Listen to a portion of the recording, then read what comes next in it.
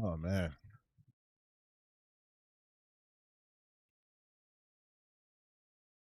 Oh, it is. I don't know if you guys can hear that, but there's helicopters going on all over the place because there are fires. You probably hear that now. You definitely hear that. You hear that, yeah? You hear those that hear that fire? You hear that helicopter? Yeah. So there's a lot happening. There are evacuation orders in certain areas of my city. I'm gonna close the window. It's hot as shit, but I'm gonna close the window because it's too loud. It's faint. Oh, that's good. But yeah, there are a lot of God, I can hear car alarms going all over the street. It's so loud. The helicopters are flying like so goddamn low, but there's fires, so it comes with the territory. Living in California, SoCal, right? But that's not what I wanted to talk about. I've just been feeling tired, man. I think that's the best way to put it. And not tired in the sense like I'm packing it up, I'm giving up. Fuck no, never that. But just tired in the sense that it feels like we are in this gigantic aurora boreas, right? Like the industry is just this Midgardian sized snake just eating itself, and you're seeing the same things happen and the same responses happen, and I feel like I'm going insane because I'm watching this as just part outside observer, part contributor because I play games. Yeah, like a snake eating its tail. Yeah, that's what the whole Aurora Boreas analogy was for. But we seem to just be stuck in this pattern of never learning, never evolving, and it's getting kind of tiring because the news is always the news, right? It's always wow, look at all these great games coming out. Wow, look at all these creative endeavors coming out, and then a week later is 50 studios closed down. It's wow. Look at the Xbox showcase. Man, Xbox sure is taking a new direction and now they're closing like 3 studios. It's oh man, look at this movie. It looks great. Biggest box office bomb of the summer. They're never going to do it again. You know what I mean? And it's just like when are we going to understand that there are no winners when studios shut down? In literally any creative endeavor, any creative field. There are no winners when a studio shut down because that is a loss of talent and a loss of knowledge. And if you guys aren't aware of what I've been alluding to this whole time, oh my God, accept. We are now witnessing the closure of, I would say, some pretty important, like pretty, like, yeah, pretty important studios. And then we're going to read this one today from, you know what, we'll do from Kotaku because their screen doesn't make my eyes bleed. It's super bright.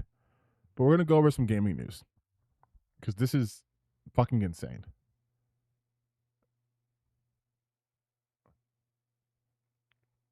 So, Xbox is planning to shutter Peabody award-winning South of Midnight Studio Compulsion Games. Um, da, da, da, da. It's unclear how many individuals total will be impacted. The studio's LinkedIn page says around 90 individuals work there. The Kotaku understands the actual total may be higher, and multiple individuals have now posted on social media looking for work. Just 2 months ago, the studio talent lead was posting job leads on LinkedIn for the studio, advertising work on a fascinating, intriguing, brand new IP. Obviously, there's some updates here. According to one source to the studio, Compulsion leadership is in negotiation with Microsoft over studio's fate, but the details of negotiations have not been disclosed. And it's not just Compulsion; it's also Ninja Theory, the people behind Hellblade.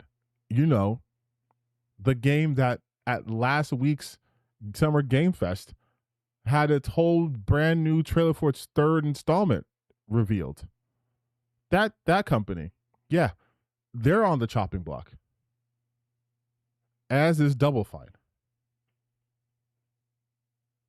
This, like I said, this just comes days after Xbox CEO Asha Sharma and Microsoft Game Studios head Matt Booty published an open email to the company revealing Xbox's recent financial and logistical struggles. Amid reports that mass layoffs were expected to begin in the coming weeks, and just earlier today, the game business reported that head of Xbox Studios, Craig Duncan, had resigned after less than 2 years in the role, which is honestly never a good sign. If the head of any studio, any department is resigning, people are getting fired. Sharma had praised Compulsion just earlier this year. The big things that we're thinking about, we want to make great games, she told GameFile in April. And so, chief content creator, or chief content officer, Matt Booty can talk about that. The Peabody Award for South of Midnight Kiln coming out today. Like, I just feel that every day there's something wonderful there. Booty, meanwhile, had pointed to Compulsion as an example of Xbox pursuit of award-winning games. South of Midnight today won a Peabody Award, which I think is validation of storytelling capability of these games these days. He said in the same interview that they're right on the heels of them winning a BAFTA for new IP a couple of Fridays ago, and that's our goal, right? I mean, we want to run a portfolio, and our portfolio includes some of the biggest franchises on the planet, Call of Duty and Minecraft, which I hate. But we're also not hate Minecraft. I just hate the fact that they're biggest franchises are those two. But we're also dedicated to places where new IP can come to life and where these stories can be told. This is all corporate. This is all corporate bullshit. This is all corporate bullshit.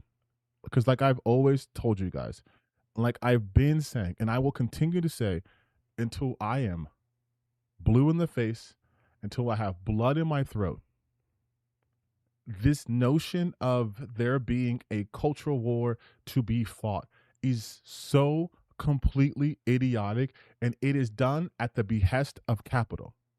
Because if you actually understand why the quality of games seems to be going down in terms of variety, frequency, all that stuff, right?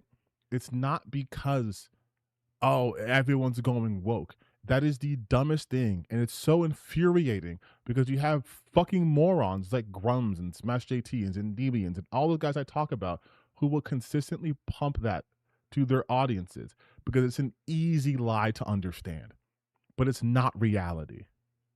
The reality of the situation has always been capitalism. This is what happens when art is commodified. This is what happens. You have seen a bunch of people talking about how they want to always return to the nostalgic path, and they'll show you a bunch of fucking ad copy, right? Like, man, we used to go to Blockbuster every single day, and no, you fucking didn't. I was a child during that time period too. But it's like, oh, we used to go to Blockbuster and we could rent games. And man, PlayStation 2 had the best games and PS3 had the best games. And all games were good all the time. And there were no bad games. And every game was a success. But now, because of wokeness, these games are flopping and they're not giving us what we want. That is complete horseshit.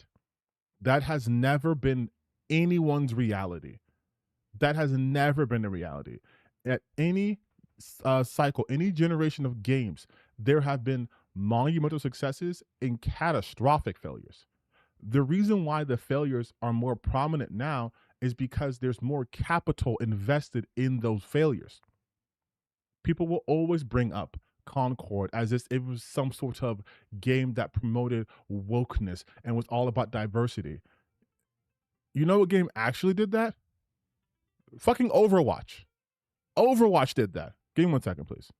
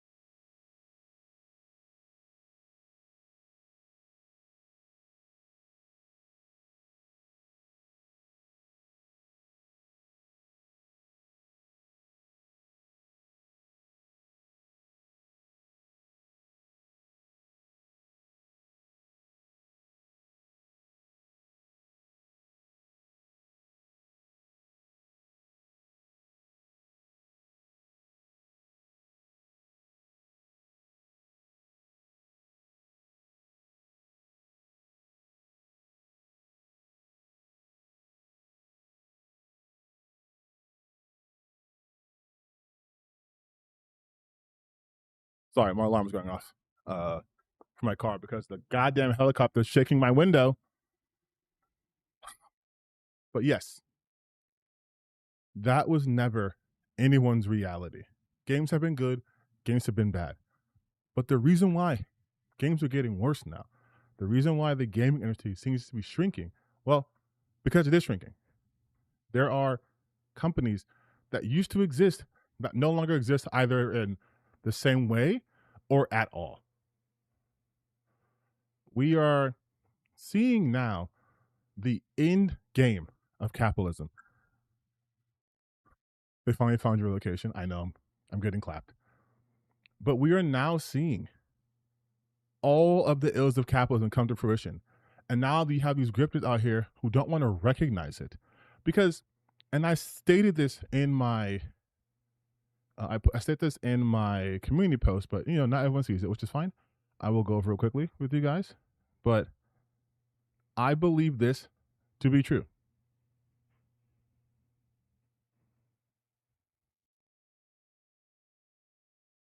I said, here we go. I said, whenever you guys question about who actually cares about the health of the gaming industry, who's just a grifter, just remind yourselves that you have never ever seen me cheering or wishing for a studio to go out of business, unlike these losers. You will, if you have the time to scroll through all my videos and all of my live streams, you will never ever find footage of me cheering or being happy about a studio closing or people losing their jobs in the game. So you will never ever hear me cheer about that. You will never find that because I have never done this. I would never be so small-minded to think that creatives, that artists, that the people who make the games that I love, who make the industry that I am in love with, losing their jobs would be a net positive for anybody. Again, according to this man who has not produced a game in over 20 years, who is in fact a failed game developer, and that bitterness is what drives him to not even make actual games, but to make an AI gaming site that just is like the most devoid thing a creative can do. Kotaku reports Compulsion. I know, ironically, that Grumps is now using Kotaku. Kotaku reports Compulsion Studios, one of the first Xbox studios to be shut down. They made SBI games South of Midnight, staff at least 90 to be cut. Chuds 1, welcome home. This is somebody right here, Mark Kearns, Grumps. This is someone who hates video games. This is someone who hates the gaming industry. This is someone who you would think, as being a former game developer, would understand the pressures that game developers are under and understand that they can work their best and perform well. Like, Tango. They can perform well. They can do Hi-Fi Rush and still get gutted. But because he is a crazy racist, right? He sees South of Midnight. South of Midnight is not the only game Compulsion made. Compulsion also did We Happy Few. Compulsion also did, I believe, what was that game with the light? It was like this. You played this woman's like a shadow, like a French place. But Compulsion has done other games outside of South of Midnight. South of Midnight is their most award-winning title. It is their most prestigious title. It won a fucking Peabody Award. But to someone like Grumps who doesn't respect the art, and people like Grumps who have no appreciation of the art, achieving something like a Peabody means nothing to them, but getting like the Game of the Year award means everything to these fucking losers. A game that got a Peabody is losing that talent. And South of Midnight was a fantastic game. I played South of Midnight. It was a fantastic game. You're talking about a type of game that we don't often get to experience, right? We don't often get to see stories told that way. And they knew that, which is why they told that story. And what is his takeaway? The Chuds won. You won what? You still haven't put out a fucking game. Your game has been in development for as long as LeBron James has been the goddamn NBA, but you're putting up Tony Snell numbers. And for those of you guys who might be like, that's too much inside basketball, here's Tony Snell, all right? This is one of the most infamous stat lines. 0 points, 0 rebounds, 0 assists, 0 blocks, 0 steals, 28 minutes. 28 minutes of getting cardio. Grums has been getting virtual cardio, because certainly not real life cardio, for the past 20 years and has nothing to show for it. There is no ember or a mater or whatever the fuck he's eventually going to call it. There's no movement there. He has not been a success ever. He was attached to successes, but he's never been a success on his own. And he's a bitter individual. And that is why when he sees something like this from a studio that actually published a game that was actually respected by critics and gamers alike, that he saw people were enjoying, he's like, what does that feel like? I've never felt that warmth before. I'm mad and I'm angry. So I'm going to be happy that these people, my colleagues, I say colleagues because, again, Grums is a failed game developer who has been in the industry for over 20 years, but his colleagues are experiencing a hardship and he's happy about it. Why? Because he's one of the many arbiters of this dumbass cultural war that does not understand anything. They think these studios exist to be like, it's DEI, it's woke, it's this. No, it's called creativity. I know that is something very foreign to these people, but it's called being a creative. It is called storytelling. And I'm not just talking about South of Midnight, because they're not the only studio under the gun. Arcane Studios, the people who are working on the Blade game, who were, last we checked, were saying, let us cook, might have the stove turn off on them before they can even release anything. That would be another shutdown. Just like how Monolith stopped the Wonder Woman game, right? And I believe Monolith also shut down, right?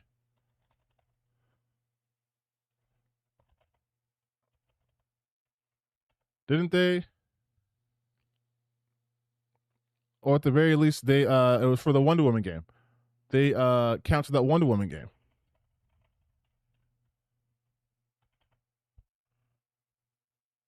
Yeah, and they shut down the studio that was going to reuse a version of the Nemesis system, something we had not seen in years, right?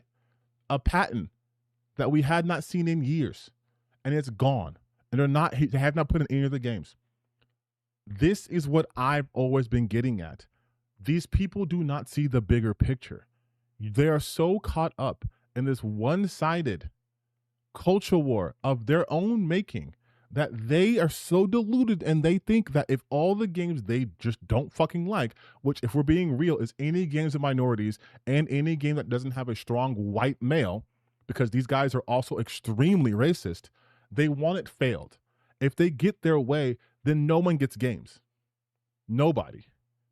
Because these are the same people who call everything slop and say, we've seen this before. If you watched my video about fucking pronouns, right? About heel versus babyface. He's like, oh, we've seen this before for God of War Lofe. We've seen this before. You haven't. But let's say you have seen this before. That is your complaint. But when you get something different, your complaint is, this is not the thing I've had before. Oh my God, we've had 1,000 games with Kratos. Here's one game without Kratos. Where's Kratos?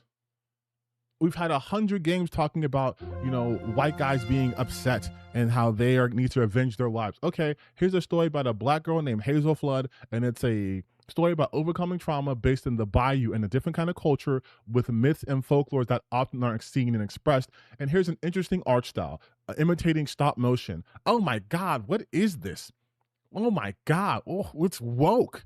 Oh, why would you make this? And then when they say, okay, here's the 1,000th bland protagonist man searching for his wife, they're just giving us more slop. The Aurora Boreas. You have these entitled ass gamers who don't understand anything, who only want the same things over and over, but when they get those things, complain that they got it. It's why I always say, anytime you see people say, who's this made for? You. It's made for you. It's made for people who are going to play this game. Not every studio is trying to be Activision, just like not every movie is trying to be Avengers. Not every film wants to make $30 billion. Not every film can afford to spend $800 million on a budget. Not every film has Marvel Disney money. Not every company has Rockstar money. Because that's another thing these people don't seem to fucking understand. If we were to live under their system, their only developers would be Valve, Rockstar, Blizzard, and then like the rest East Asian companies, right? Look at the track record for those games and CD Projekt Red. The last time you got a release from a new game from Rockstar was 13 years ago. You still haven't gotten a full new release of a game from Valve because Deadlock is still in closed beta. CD Projekt Red, yeah, they updating The Witcher, and yeah, you got Cyberpunk 2077. But what was the gap between those two games? Witcher 3 and Cyberpunk 2077. What's the gap between Witcher 3 and Witcher 4? And I won't mention Naughty Dog because they would want Naughty Dog gone. So you're getting on average a game every 6 years from one of these companies? That's what they don't understand. When they complain about shit like, look at the water in this game versus this game, because Red Dead Redemption is the bestest game of all time. Look at how the horse's balls shrink and how you can count the actual hairs. And if you let your horse wild and free for a week in game, you can actually see their mane change or whatever. It's like, that's cool, I guess. But that's time and resources. That's time and resources that Rockstar can afford because they have a bajillion dollars because GTA Online is printing money for them. So they can do that. So if you want that in every single game, then don't complain when your backlog is 3 games because no other company making games anymore. Like, they want everything to be exactly the same. They hate diversity in the truest sense of the word. They want all games to be the same. They want all movies to be the same. They will literally cheer if something they don't like fails. They will. You have never seen me cheer for a game failing. I have stated multiple times, this game's not for me. I can appreciate Lords of the Fallen from a visual standpoint. I like the art direction. I do, and I've said that multiple times. But I have never once said, I want this studio to fail. I don't agree with the studio's head's politics, which he openly ties to his games. I don't agree with how they are marketing their stuff at fucking all. And I know there's some losers going to be like, oh yeah, look about what happened to Ex Voto. I don't care. Because we have the right to have both Lords of the Fallen and Ex Voto exist. I don't believe this is a zero-sum game, but these people do. They think there's a point system happening, which is stupid. Because if there were a point system, just Baldur's Gate 3 alone puts us up 1 billion. Just anytime Mass Effect existed, that's another 1 billion points. Skyrim, that's another 1 billion points. Anything from Hideo Kojima, that's another 1 billion woke points. The most successful games of all time would be considered woke. Even though they like to move the goalposts, would be considered woke. Which is why I think that's a stupid metric to go by. Games are going to be good, games are going to be bad. But the people holding the bag are the studios and the developers, and ultimately, in a somewhat selfish way, the gamers. You are going to get a lesser experience. And I don't understand how they don't follow that logic. If you go to a restaurant and they fire all their chefs besides one, you're going to get an inferior experience than if you went to another restaurant that had multiple chefs. If you guys ever go to Vegas, there's a place called the Rio. There's a Rio buffet. It's like the world's buffet. It has food from literally all over the planet. You get a piece of everything you want, and you get to choose. No one's forcing you. There's just the option, right? It's a huge, diverse place. People were going there even during COVID. People love going to the Rio buffet. The Rio buffet exists, but so does McDonald's. Ruth Chris exists, but so does Red Lobster. All of these things existing does not take away from anything. But if they all started closing, that would damage the entire food industry. If McDonald's, if In-N-Out, if Red Lobsters, if all these places start going under, that would have a tidal wave effect across the entire food industry. If all of these studios, these large publishing studios, buy up these smaller studios, gut them, and get rid of the talent because of mergers and acquisitions, which makes other people redundant, then you have a large gap of skill there, of knowledge just gone. Like, I know you guys have seen those posts where people go like, we had this kind of fidelity in 2019 or 2020 or 2009. What happened? What happened? How come a game that came out in 2006 looks so good, but the games coming out now don't look good? It's because the people who were making those games that quality aren't in the industry anymore, because they worked for Compulsion, because they worked for Tango, because they worked for it was like Warner Brothers Studios, because they worked for all these studios that, regardless of the quality of their work, got shut down. They got acquired. They became redundant in an industry that has been bleeding talent for years at this point.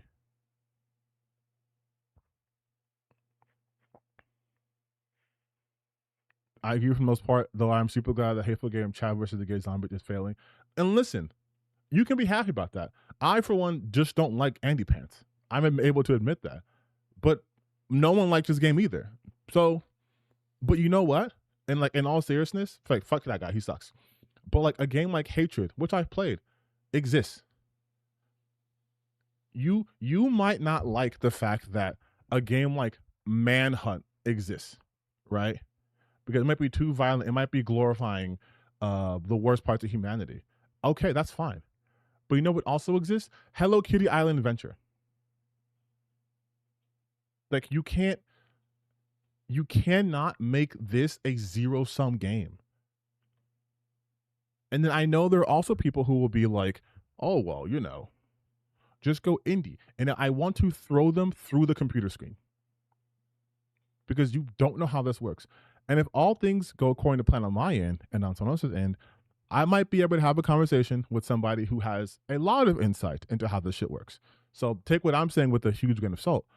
But video games is part of the tech sector. So it gets money through capital infusion, aka investors, people giving them money, banks, entrepreneurs, what have you, right?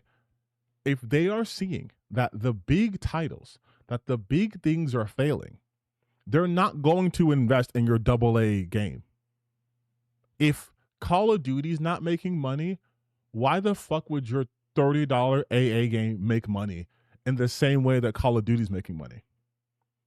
Indie developers are struggling. I am looking at here, you know what? When people say go indie, go indie, go indie, go indie. Let's look at this thing called Steam right now. Steam Next Fest is happening right now. I've been downloading some games. Here is the Steam Next Fest happening right now. There are, just by genres, just in English, there are 4,259 games on this Steam Next Fest right now, just for English. All of these games are going to come out. All of these games were made by an independent developer, small studios, what have you, right? They all have demos. All of these have demos. I could not play every single one of these games. These games don't have, well, it looks like a lot of these games don't have publishers. A lot of these games are self-published. I saw this game thanks to a channel I follow called, it's Clemmy Games. It's the indie games channel. But look at all of these games, all right?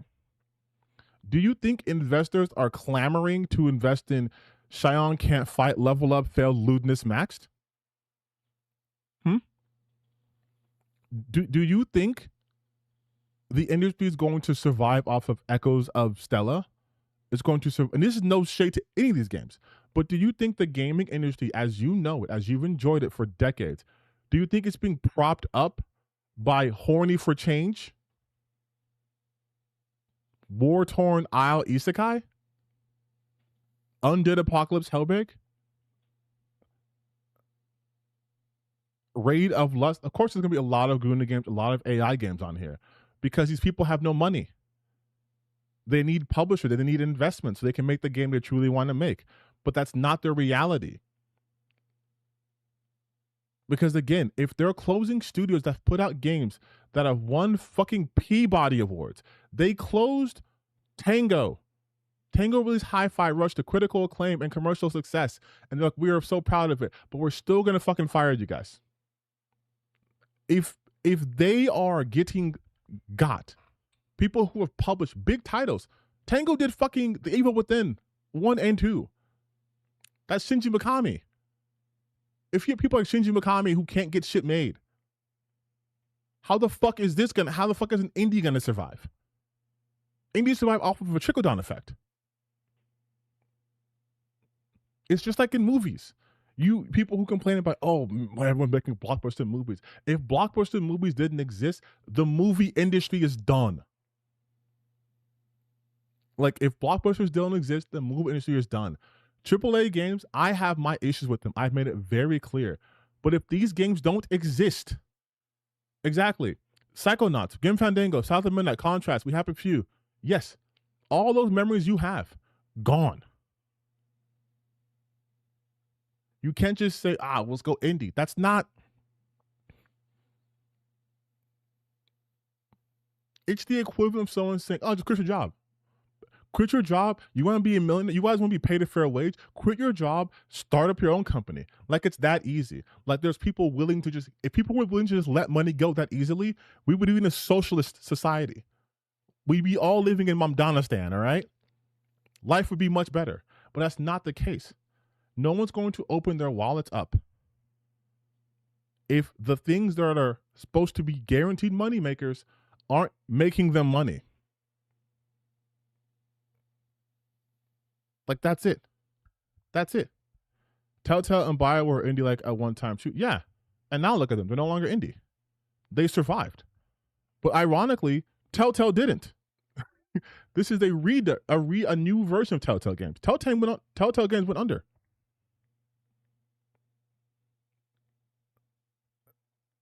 Like, Telltale games went under.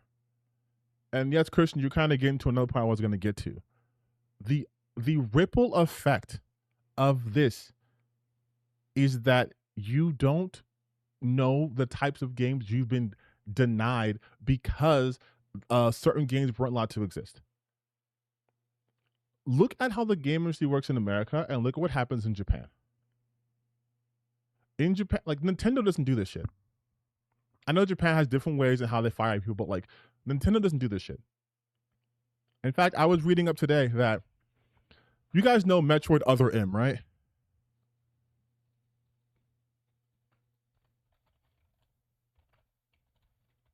Metroid Other M came out in 2010. Got pretty bad reviews. Pretty bad reviews. Yes. Nintendo and Team Ninja worked on it. Yes, correct. It's this game. Metroid Other M. If we just look at the Metacritic, Metroid Other M wasn't really well received. Like, from the audience, 79 from critics. From the audience, not that much. A lot of people had issues with Metroid Other M because of this characterization of Samus. And so let's look at the Metroid Other M director.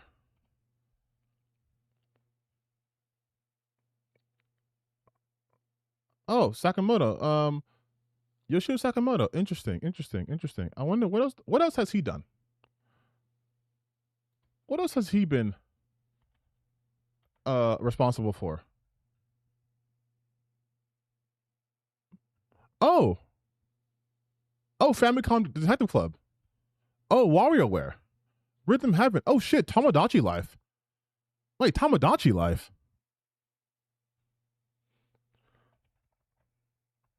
Tomodachi Life.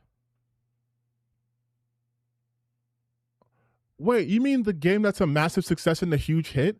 Tomodachi Life Living the Dream? You mean the game that everyone loves? The game that's selling like hotcakes? This game?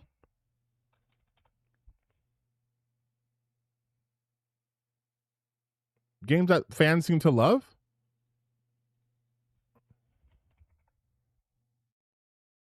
In 2 weeks, it sold over 3.8 million copies worldwide. And it claimed the number one spot in the US bestselling, generating 40 million in its debut month. But I don't understand. Because he was also had worked on a game that people didn't like. He worked on a game that didn't do too well.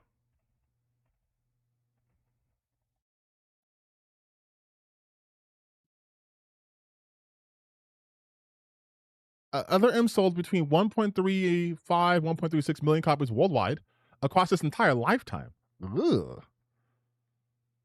Ugh. 1.5 across his entire lifetime. But did Nintendo get rid of this guy and fire him? No, they let him make Famicom Detective and then Tomodachi Life, which over 4 million worldwide, $41 million in his debut month. Had the largest launch week of the year in Japan, pushing over 565,000 units in its first week alone, and rapidly crossed the 1.3 million copies mark in the region.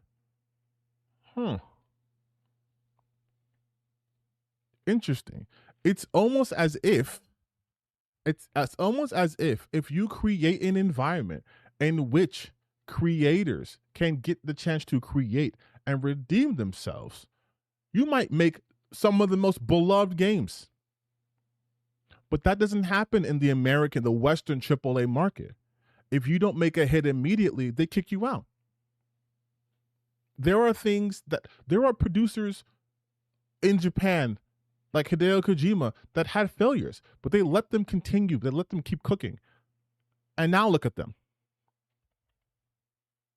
Are the Xbox things confirmed? Yes.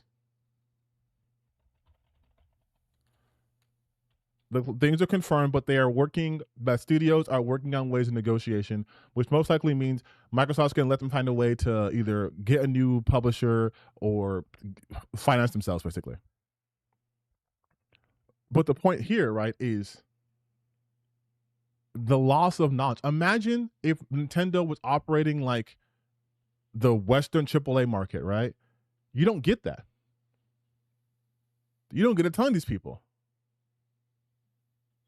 You never get Tomodachi Life because Metroid Other M failed. You never get Tomodachi Life Living the Dream because Metroid Other M was considered a failure by Nintendo standards. You lose out. And this isn't me saying no matter how many failures someone has, give them a chance. No, because there comes a point where it's like you're literally burying my money. But at the same time, be realistic. Understand what's happening. And I feel like that's what's missed in the Western AAA space. They expect every game to make $60 billion, no matter what, no matter how niche it is, right? Like that was, and this may hurt some people's feelings, but that's why Dead Space is, dead. Dead Space 1 sold remarkably well, right? It had a lower budget than like their bigger budget games, but it sold remarkably well, right? 2008, Dead Space sold over 2 million across its lifetime, right? Pretty strong for a horror game, because horror games are in a niche genre. And then what happened with Dead Space 2? What happened with Dead Space 3?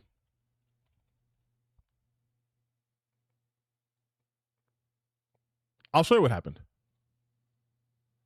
Dead Space 2 sold 4 million copies worldwide, which is more than the original sold, right? But it had a massive, which is hard to think is considered massive nowadays, but it had a 60 million budget and heavy marketing costs. So then, okay, what happened in Dead Space fucking 3?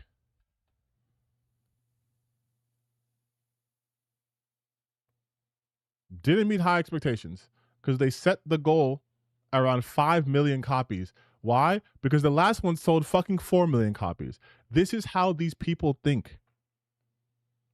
Well, first game sold this million, 2 million. This one sold 4. The next one's got to sell at least 5, right? No. That's not how things work. They don't understand the space that they're in. So then Dead Space dies. And the Dead Space remake, while it was very faithful and well received, it didn't have strong sales. 2 million copies. And it failed to meet their expectations because they thought it would be closer to the Resident Evil remakes. And that is one of the most fundamental misunderstandings that the AAA market has, these C-suite executives have. They do not understand what makes something. This is weird for me saying this because like their job is to make it successful, but they don't truly understand what makes shit successful. Because, like you pointed out, Grand Theft Auto, number go up. Number always go up. Capcom was fucking done. The remake series revitalized it, but the remake series was a remake in the true sense. You had Resident Evil 7 was a complete revamp. They went to first person. They never did first person perspective. They made a first person game that was focused more on the horror aspects. They went back to their roots. And that popularity got people more interested in the series. So when they did remasters, they got higher returns. So it's like, okay, fuck it. Let's do a full-on remake. Let's do a Resident Evil remake. Well, they did a bunch of those. But let's do like a new RE Moon engine remake, right? RE2, RE3, RE4. Banger, banger, banger. They put out Resident Evil Village. Banger. Requiem. Banger, right? That's what got them where they are. But they understood something. You have people working within the Resident Evil franchise for decades. They understand these characters. They understand the system they're working in. They know how to get all out of that engine. The RE Moon engine is amazing to me. Like, I can tell when it's being used, obviously, but that shit runs. They are wizards. They are able to put out such high fidelity, such high quality looking gameplay and models without huge performance issues. That's a rarity. Why? Because they've had teams that have been together for a while, so they understand each other. They understand how the system works. But we don't have that here. We have, hey, we made bad investments. We made bad sweeping decisions across the board. We're going to get rid of you, though. So, oh, well, we got rid of Sarah and Phil, but those guys had fucking golden parachutes, and they're going to be fine. They're probably having jobs somewhere as we speak. They're probably on some sort of board as we speak right now.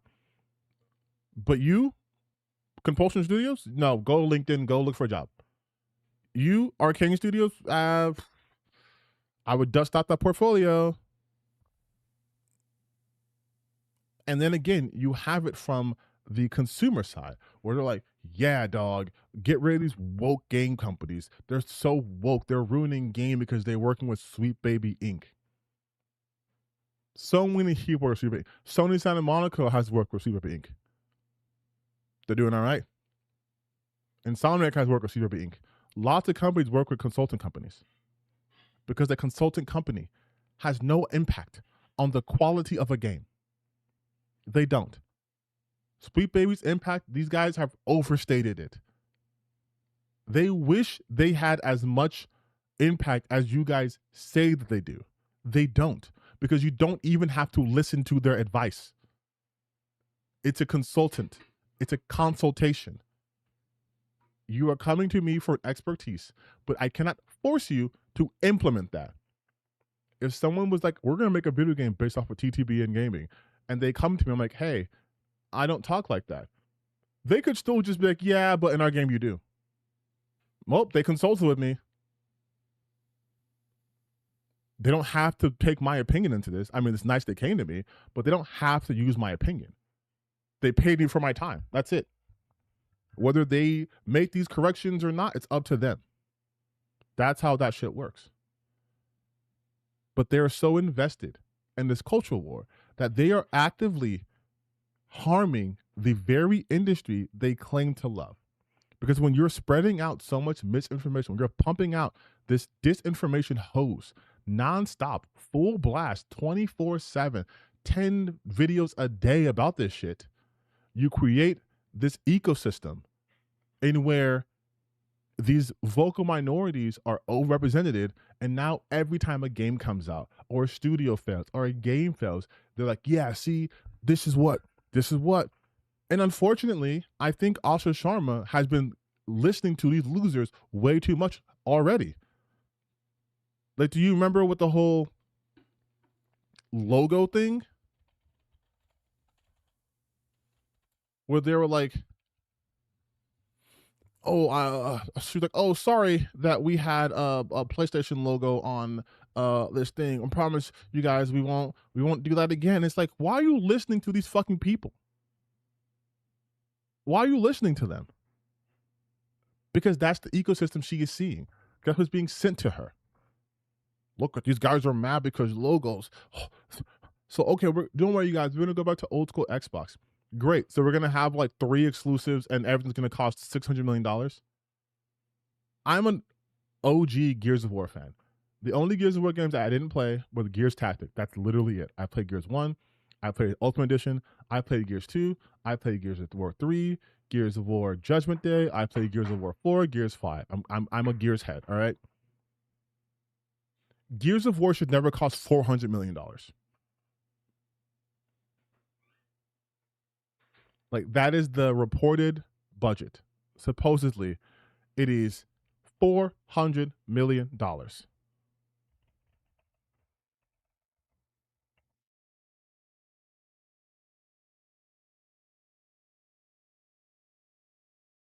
The development and marketing budget of Gears of War EA, the newest entry, is reportedly upwards of $400 million.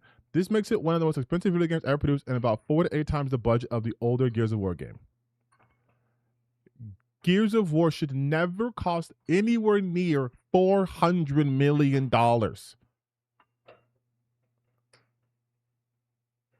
Like, it should never cost that much money. What could possibly be in Gears of War that a $400 million budget is worth it? Because you know what that means now? The game can't just sell decently. It can't just sell 10 million copies. It's got to sell more than that immediately. Like, immediately. Like, and therein lies the problem we're already seeing, right? Now what they're going to do, especially with the closure of these smaller studios, because the big part about these studios that I think is being missed here is the fact that they aren't supposed to be the games that make $600-700 million, right? These are titles you do at budget, and so you have a little profit here, a little profit there, a little profit here, a little profit there, to keep you afloat while you work on the big budget games, right? But if you're getting rid of those studios, you are pinning all of your hopes and dreams on your AAA title, blowing everything out the water. And you know what company did that? Ubisoft. Look at the situation that Ubisoft is in now. All of their games, besides like a couple of Rayman games and that really good Prince of Persia Lost Crown game, which even then they disbanded the team, they've all been major AAA titles. They had like 200 fucking stories, or 200 fucking employees, a bunch of subsidiaries, all being closed down now, because that's not sustainable. Every game would have to basically sell like half a GTA, and that's not sustainable. Nothing we are seeing here is sustainable, and you are literally witnessing it collapse right now. It has been bleeding. It has been bleeding talent for years, because this is not a sustainable practice. You cannot think like, okay, sometimes my YouTube videos pop off. For me, they pop off. I have one video close to 100,000. That's a big pop off for a small channel like me. Imagine if I quit my job and said I'm going to do YouTube full time. That's not sustainable life. I can't live off YouTube. I can't live off getting paid once a month, depending on who donates, depending on how people watch my videos. I can't live up to that. That's not sustainable. Why would I do that? I have a real job. This is what I do for fun that sometimes gives me some small amount of financial freedom, which is great. But I have a real job that pays me consistently. And yeah, theoretically, I have a much higher chance of making a ton of money for YouTube because I might have a video reach like 10 million views and I might give them like $10,000 right there, right? That's a possibility. But the reality is my 9-to-5 job is what sustains me. This is just extra. I cannot pin everything now on my YouTube channel. You are a company who is spending $400 million while you're supposed to be downsizing, hoping that Gears of War 6 is going to move enough units that people all come back to Xbox. Gears of War is a huge franchise, but it doesn't have cross appeal like across the mainstream. There's no Gears zeitgeist. Gears of War is not in like. Let me check first off. Is Gears in Fortnite? Oh shit, Marcus Freeman is in Fortnite. I know that, but it's Epics, of course. But Gears isn't in the public zeitgeist. There's not a Gears TV show. There's not a Gears movie. There's like books and stuff, but that's like small shit. It is not system. It is DLA at PS5. Yes, it is. I honestly believe that because if your game costs anywhere near $400 million, you need to put it on as many places as possible. And the fact that you're specifically not doing that because you think that's going to get people to want to play your console or your ecosystem is insane to me. I'm saying this from a Gears of War fan's perspective. It is not going to draw people the way Call of Duty does. It's just not. Like it's not. Like it's Halo is the bigger franchise. And even Halo would have a tough time getting people to play the game at a $400 million budget with expectations of it selling like 15, 20 million units. Like that would be a hard thing. And obviously I hope I'm wrong. Obviously I hope I'm wrong about that. But I don't think I am. Because we've seen this story before. We have seen this story before. Again, Assassin's Creed Shadows sold very well. It did. Assassin's Creed Shadows sold extremely well, especially given the fact that it didn't have that COVID bump, right? When it counted for it, Assassin's Creed sold as well as Valhalla did, if not better. But that still wasn't enough to fix the finances for Ubisoft. Because you can't do that. You can't be $400 million in debt and then a game sells $200 million worth of product. You're still $200 million in the hole, even if that game sold an insane amount.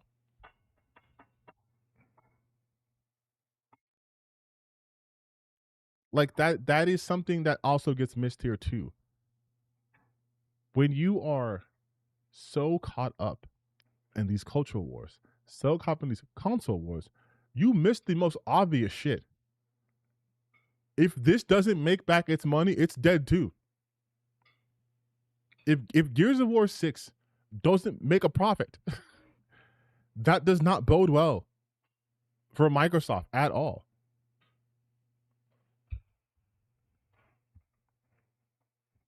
Sorry, not even Gear 6. Not even Gear 6. It's a prequel. It's a prequel, right? It's a prequel. It's E-Day. Like we have all the hallmarks, honestly, of a huge gaming crunch. And not crunch in the sense of people working overtime, but crunch as in a huge contraction in the gaming industry, where we have less and less studios putting out less diverse types of games.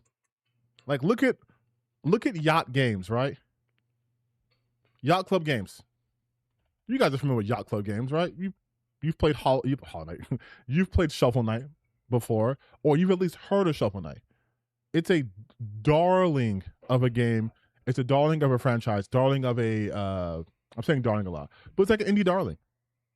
People love them, right? Shovel Knight was a out of left field beloved game. It sold 3 million globally, which for an indie game, it's the most successful indie game in the Kickstarter era, right? Small development team. If Mina the Hollower didn't sell 100,000 copies, they would have went out of business. They would have went out of business. If it did not sell like 100,000 copies, it would have failed.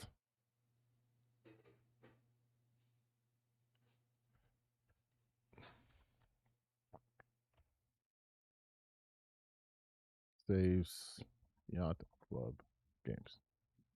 They literally talked about that. They're like, if it was make or break, I think they had to sell like 100,000 copies or something like that in order to like to survive. And they hit 500,000. But you see what I'm talking about, right? When people say, just go indie, just go indie. This is from a beloved indie studio that gave you guys Shovel Knight. And they were still in dire straits. They had to make like a certain, or they were going to be done. Like I'm talking like bankrupt. Like the game was described as co-founder Sean Velasco as a make or break. A make or break. A make or break for them. And it sold 500,000 copies within the first week. So they're probably close to over 1 million, I would say, at this point, right? Maybe not. But look at the pressure they're under. And it's, again, I have to reiterate, this game is getting crazy good reviews. 9 out of 10 on Steam, 91% on Metacritic. This is one of the top rated games of the year. And it barely provided enough for the studio to maintain. And this is an indie title. How many indie companies do you think are surviving? Crunch. They barely fucking made it.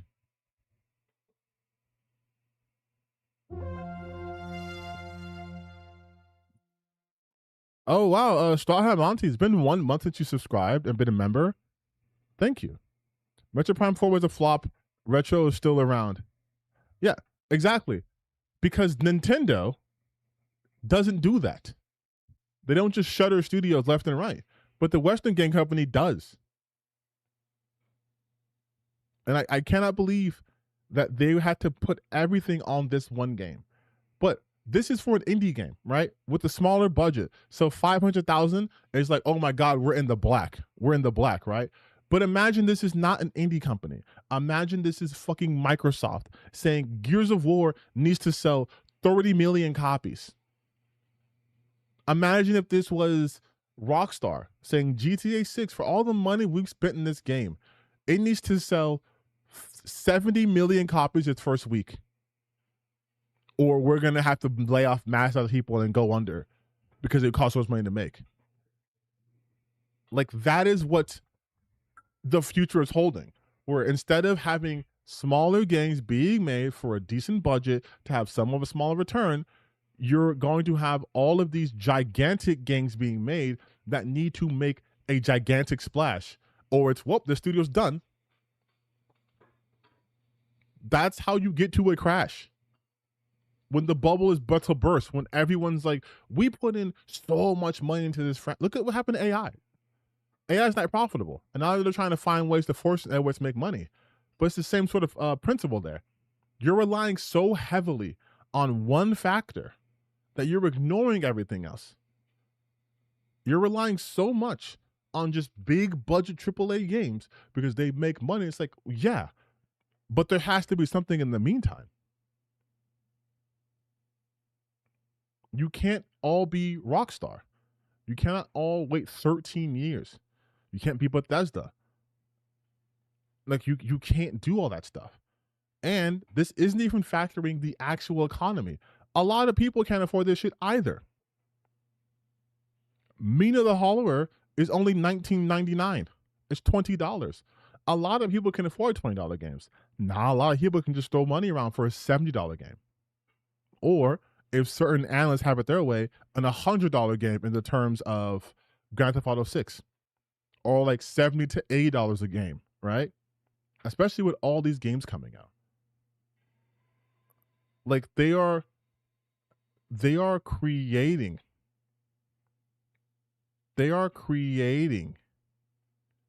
the environment for the worst outcome. Xbox didn't like that compulsion games one that held the games was out there, no crunch, no controversy, no disasters. They made games when how they wanted. That's the idea. Like people like Valve, right? Valve makes games literally whenever they want because they're privately owned. It's not publicly traded. They have no one to be beholden to, right? If the game's interesting, they're living off of Steam sales and all that shit. If the game's interesting, make it. If not, fucking, I don't know, go on vacation. Build a Steam Deck, do something else. They can do that. There's about 3 or 4 companies in the world that can do that. The rest cannot. So we also cannot rely on 3 or 4 companies to hold the entire industry. But with these, listen to these rage-baiting grifters, that is the reality they want. They want compulsion games gone because of South of Midnight. They want Sunny Santa Monica gone because of Sweet Baby Inc. They want Insomniac gone because they like Spider-Man 2. They like a single part. They like a certain part of Spider-Man 2. So now they want the whole thing gone. They always talk about how they want the Western industry to burn. Then what games are you gonna get? Like you're not going to get the games you are getting. You're not gonna get a lot of the cool games. You're not gonna get a fucking Clair Obscur. That's also Western game development. You're not gonna get a Mina the Hollower. You're not gonna get a Blueprints. You're not gonna get a Blackjack. What's it called again? I played it on my gaming channel. If you guys were real fans, you know what I was talking about. But you're not gonna get any of these interesting games because every game is going to be the same game. Every game is going to be the safe AAA game. No, not Balacha. I mean Balacha too, but no, there's another game. It's called look at play history. Black Jacket. Listen, I'm a real gamer. You're not gonna get Luna Abyss. You're not gonna get Vampire Survivors, Vampire Crawlers. You're not gonna get replaced or Ball Pit, or Routine, or Sea of Stars, or Ninja Gaiden 4, or oh no, you get Ninja Gaiden 4. You don't get Silk Song. You don't get Eternal Strands, South of Midnight, Wolf. Like you don't get a lot of games if they cut. Why is Xbox is down? Lame. You don't get Mortal Shell. You don't get Sorry We're Closed. I'm loving Sorry We're Closed. We're going to finish it this week. But you don't get a ton of these games if the AAA industry is gone, if the Western game industry is gone. You don't get these different experiences. You don't get to have different stories being told. You don't get that. And if that's gone, then the indie scene's deleted.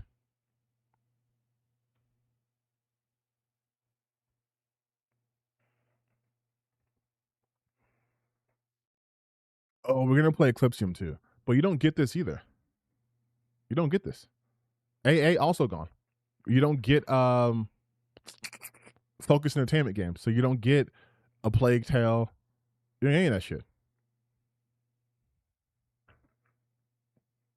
You just get the same stuff over and over. You know what my shit would be here? It'd be a bunch of Japanese developers, so like Resident Evil would be fine, and then it would just be like Call of Duty and like Rockstar games. So we Call of Duty and GTA, and maybe like Halo, and that's it. Because those are the safe games. Those are the safe games because they make the most money. They just be following trends.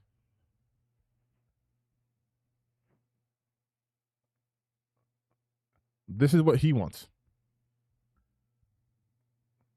This is what he wants.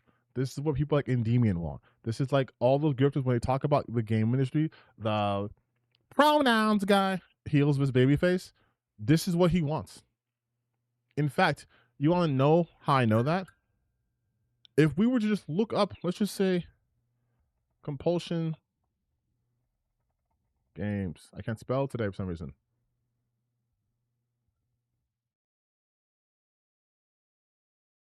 Non-black gamers celebrate. Oh, look, Bloodbath. Microsoft kills South of Night Midnight Studio. Who's surprised that Smash JT woke up and immediately made this video? And who does he have on the cover? Who does he have on the cover of this? A black woman. Who is she supposed to be? The community manager. He thinks the community manager, who is a community manager, deserves to be fired. Of course, they have to throw in Sweet Baby Inc. and Compulsion Games. There are other studios involved here. Compulsion made other games, but notice how it's just South of Midnight up there. Compulsion has made games before South of Midnight. South of Midnight being their most prestigious game. But does that matter to the likes of these people? No. Because all this is fuel for their cultural war and their racism and bigotry. Oh, look, Vera Dark. Another studio shut down by Xbox, Clownface. South of Midnight shut down. South of Midnight Studio shut down by Xbox during massive cuts. Another Sweet Baby Inc. fail. This has nothing to do about Sweet Baby Inc. But it's the South of Midnight Studio. It's the South of Midnight Studio. All right?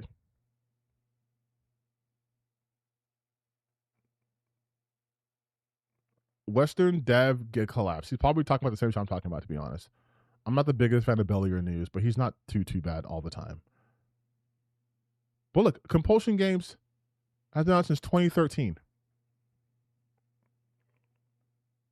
Arcane is potentially getting the axe too. So that means, again, no cool immersive sim game from them anymore. They made some of the best immersive sims out there. Dishonored and Dishonored 2 are fantastic. The Xbox reset. Oh, look, let's make Marcus Phoenix adopt black coded aesthetics, a grill and the ears pierced where he's do-rag and he's smiling, but then the actual black person, let's give her tears on her face. And this is actually great because this bleeds into the other leg of the Aurora Boreas that I was talking about earlier. They also want games like games like South of Midnight to no longer be made because they want to go to a time where they can be racist. They want to be able to say all the slurs in the world to people who look like me. They want people who look like me to not exist. They don't want to see us in games. They don't want to see us in their gaming space. So by looking specifically at Compulsion Games through the lens, because they're not talking about Compulsion Games as a studio that's made 7 other games, as a studio that's been around since 2013. No. They are simply now the studio that made that one game with the black woman we didn't like, South of Midnight. That is how all of them have been phrasing this, South of Midnight. Grums, the studio SBI, helped with South of Midnight so bad.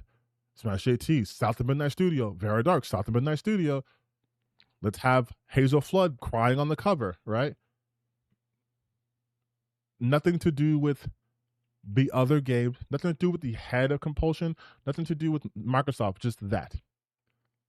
They want to be able to go back to their past when they were on Xbox Live and calling people slurs. That's also part of this too. That's also part of this backlash. That's why they hate when games are diverse. That's why they hate diversity. They want to be those people. And they get upset that they get pushback from that. So when they see games that people who look like me might enjoy get canceled, like you remember how happy they were about the potential Assassin's Creed game that had you killing KKK members? And how they're like, we didn't put that out because of the current ecosystem, whatever. They took that as a win. Because why would anyone want to hurt their precious KKK members? They share the same ideology. This is also part of it too. Every time I pop off on this health site. And the entire, like, I don't know why this week. I don't know why this week I have been popping off, but I have been. And every time I popped off, I have been hit with immediate racism. Immediate. And this isn't me like complaining. Listen, I've been black my whole life. I've been on the internet most of my life. I know how it goes. But every single time I talk about anything they don't like, it's racism. But if I give them a little bit of energy back, if I say Asmongold's a gross motherfucker and he's a disgusting human being, and I'm just talking about as a person, not even his appearance, just as a person, I get hit with monkey, chimp, N-word, look at your hair, this and this and this and the third. And I'll give you an example. Give me 1 second.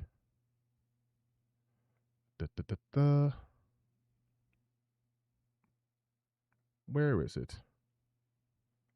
God, I have so many notifications. I have so many notifications. Oh my God, this is why? Why have I been cursed? I just make jokes sometimes. Why have I been cursed?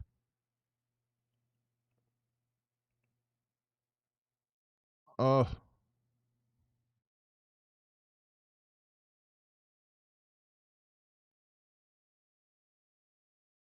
1 second, 1 second, 1 second, 1 second, 1 second. I am. Here we go. Jesus Christ. So look at this.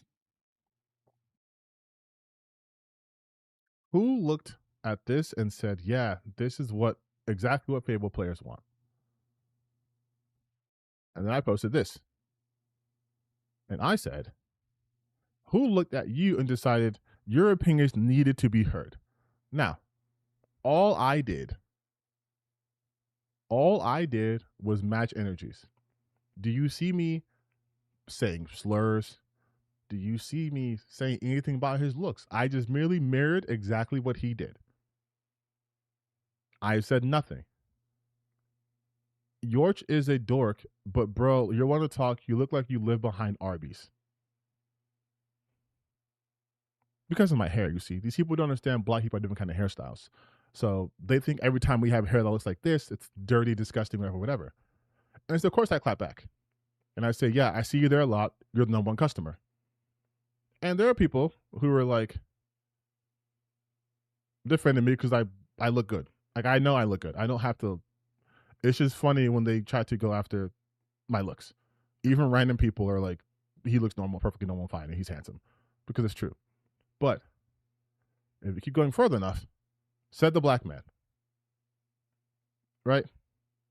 And of course, it's not every single person. But that is what happens anytime I respond in the same way of I respond in the same way that they do. It's immediate racism. Blacks. Who looked at you and decided your post needs to be posted? I mean, that's just bad. They said the same exact thing until 1870. I mean, obviously, again, people are still roasting him because. But I made another post. And all I simply said was a loser. That's it. I have free phone locks too. He's the one that's not black. Exactly. I let my shit run out free, baby. But I made another post. And this is not video game related, but it's still the same people, which is what I'm trying to get at here, right? She said, her question was, or said was, first date, and she wore this. This is Tiffany Fong. All I said was, a loser. That's it. Nothing racial. Nothing about her looks. She's not AI, but she used the AI filter on this picture. But I said nothing about her looks. I said nothing about ethnicity. All I said was a loser because she's wearing a Trump 2028 shirt and Make America Great Again hat. And their responses, I have to say that this isn't permission to be racist because people are being racist, but some of these people are like, okay, you know, calling him pedo lover loser. Again, people on my side. But then it was like, but also hard is not even funny. The banana boy calling the kettle black. I've had other responses where people are having pictures of like bananas.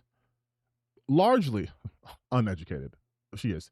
But largely people on my side on this one. But you see how if I match energies to these people in any way, shape, or form, immediate racism. Immediate racism. But if I do that, then what do I get hit with? You can't argue against their points. Oh, you're doing ad hominem. Ha ha, they won. But when they can't argue against my points, they get to be racist. That is what they want. That's why you see them pushing the R slur so hard. They want to be able to bring everyone down to their subhuman level. They want everyone down there. They want everyone using the R word. They want everyone being racist and bigoted. They want only white buff dudes in video games. And let's be real, only Asian women in their games. Anime-looking Asian women in their games. They all want everything to be worse. That's why they actively cheer for the destruction of the industry they claim to love. That's why they hate diversity. That's why they do not like people who look like me, who talk about the shit I talk about, because we take away from that. Because they have nothing else going for them. And so they attach themselves to these ideals that make them feel good, but ultimately are harmful to not only themselves, but the industry they care to claim about. You want South of Midnight gone. Oh, South of Midnight reminds you of Forspoken. Why? They're not even the same game. Oh, black woman. Right? Forspoken, and I've always said this, Forspoken got such an inordinate amount of hate for a game that was okay. It was inoffensive. But what happened to Forspoken? They put all these assumptions on there because the lead was a black woman. So she was automatically girl boss. She was automatically unlikable. She was automatically too mean. She was automatically, a bad person. Automatically. And there was nothing to combat that. There was nothing the game could do to combat that. Once they see that the main character is not a white person, especially if it's not a white man, it's a wrap. It doesn't fucking matter. Because they don't want those games to exist. And that used to be the line that everyone was okay with. On some first they came from the communist, right? Type shit. They were okay with that. But now they're coming after white women in games. And now we're seeing more pushback. Because they really succeeded. We don't want more black people in these games. If we see a black person, we're gonna make fun of it. Relooted, we're gonna make fun of that game. Even though it's an indie game that ultimately is inoffensive. But they won't go after Chad versus the gay Nazis. They'll let those games cook. But they were able to do that. And now you're seeing it with Lara Croft. Oh, she looks too manly. Now there's pushback. You're seeing with God of War Laufey. Well, now she's credits to the girl. This is lame. This is gay. Whatever. But they've already established that they can always go back to, well, we just don't want black people in the games. And there'll be no support for black characters. You'll see he'll be like, well, they're being overrepresented. Or, well, they were better back in the day. Or this, and that. That's how all this shit works. They're trying to pull everything back. It's the same tactics they use in politics. You go after the most fringe groups where people wouldn't care.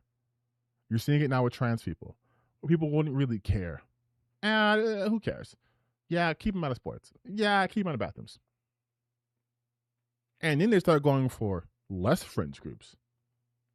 And then by the time you start caring, it's, well, now they're talking about repealing women's right to vote. Just women in general. Not black women, not white, not Spanish, just women in general. That's where the conversations are at right now. Because no one did anything. So like I know I kind of feel like I went on a tangent, but again, this is a huge Aurora Boreas here, right? All of these things play a part in what's happening here because the industry is collapsing, right? You are seeing studios being shuttered. These people are quick to blame all of these fringe groups. Well, if you guys stop making games with black people and queer people and trans people, we'd buy your games. And then what happens is things unrelated to that cause studios to fail or games not to succeed. But because there was a vocal minority saying this is the reason why it's failing, and there's not enough people pushing back against that rhetoric, that shit starts to win out. And then you start to hear people listening to these dumbasses and being like, oh, okay, well, we're again, Ubisoft pussied out and was like, okay, we won't do this really cool sounding game idea, actually. We're going to just cancel this, like, KKK killing Assassin's Creed game. We're going to cancel it. Because, just the culture where it's right now, the way society is, we don't want to be too divisive. Because it'd be divisive to kill Nazis and KKK members. Right? And then once that acquiescence happens, not even a word, once they acquiesce that, then you create a permission structure. Which, okay, well, if we can do this with Ubisoft, we're just going to keep attacking people left and right now. We're going to make vocal campaigns where we want Erica Ishii to be gone. We want Deborah Wilson to be out of the game. She's in too many games. Now they're going after specific people who didn't even do anything. Deborah Wilson has done nothing but her goddamn job and done it very well. And you see these people consistently bringing Deborah Wilson up because that's a person to target simply because she is a black woman who they don't find attractive. Deborah Wilson has said nothing woke. She hasn't said anything about the gaming culture or anything like that. Deborah Wilson does her job and, again, does it well. But now she's been the focus of so many of these guys' ire just for existing. I know they're mad about her being Deborah in the Wolverine game. They're mad about her being in even games they weren't going to play. They're mad at her in a ton of games. Because they have been emboldened. And they are seeing the game industry, according to their eyes, right, shifting to going back. Oh, baby, we're back. We're bringing Gears back. And I love Gears. But culturally, that signifies that we are going back to a time where we're going to just be big, burly men killing things and stuff.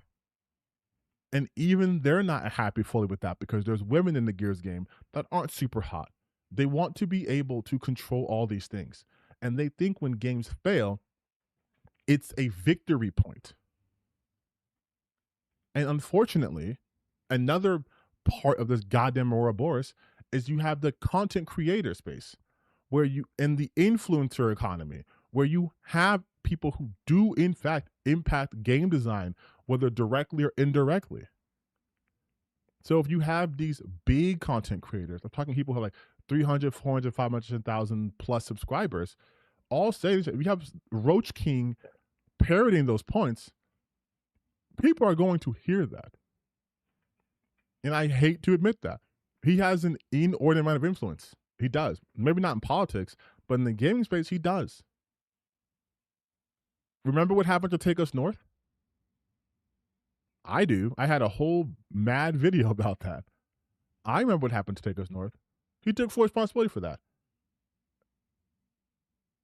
He basically put out a hit on that company, and they had to private their shit, close their stuff up, not talk about the game. Out of fear of reprisal for the audacity of making a game they wanted to make. And he has stated multiple times, he wants to create toxic environments to where he, essentially in his ilk, get to dictate what games get a pass and what don't. And they're letting it happen. Because he's a large content creator doing that, and there is no large creator of equal scale pushing back against that. So that's allowed to happen. So then you factor that in, you see why we are starting to see this shift in companies being too afraid to be like, no, fuck these guys. Who cares about them? They're losers. Ignore them. Asmongold doesn't leave fucking house. And if he does leave his house, he goes to his little podcast where crunchy ass hair. He's been wearing the same shirt for like 2 weeks. Why are you listening to him? I can say that, but I don't have that kind of influence. And the people who do have influence are like who ignore it, don't give it a life, don't give it breath, but they're just emboldening them. And then you're going to see these studios who are, again, I think Asha Sharma, not confirmed, but I think she is listening to these types of people through the grapevine, where she's like, I'm listening to the fans, but she's not listening to the fans. She's listening to these vocal idiots who are mad about the Xbox logo or PlayStation logo being shown during an Xbox showcase. Who cares? Show me the game. Is the game good? But if she's starting to listen to him on this shit, she's gonna listen to him on other shit. And now we're seeing Gears of War E-Day cost $400 million. Now we're seeing the studios being shuttered. Now we're seeing just going back to old school Xbox, which again, Aurora Boris is a signifier for these people like, oh, we're winning. Let's keep putting the pressure on. And it just keeps happening over and over and over and over and over and over again. Because the gaming industry ultimately never learns. It never learns its lesson. It's basically, we're so over, it's so Jover, we're so back. That's it. They never look at things like, hey, maybe we shouldn't be listening to the people who have sent death threat mobs to our developers. Like, again, remember Ubisoft when they were making Assassin's Creed Shadows had to literally like coach people on how to handle that hatred. And then they acknowledged what these grifters were doing. And we're like, don't worry about that. You have Lords of the Fallen CEO literally going to Asmongold and his ilk, having the background NPC who is a anti-woke grifter, having her demonstrate on her channel exclusively the new skins coming out. She's not even a big channel. And they went to her because through Asmongold's talent agency, right? You have developers now doing this shit. And it's like, it's so insane to me. Because no one's learning anything. They just let this pendulum swing back and forth, back and forth. Like, you can stop the pendulum. You don't have to cater your shit to these people.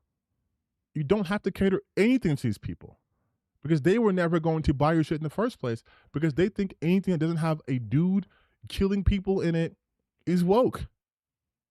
They are the anathema to creativity. But again, we're seeing companies becoming more and more risk adverse. So you're seeing studios, smaller studios, getting dumpstered. These same studios that were creating the different types of games. We're all going to go back to one type of game.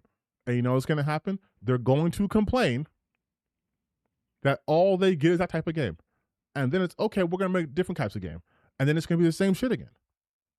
Instead of just making games at a reasonable budget and having reasonable expectations, its line must go up.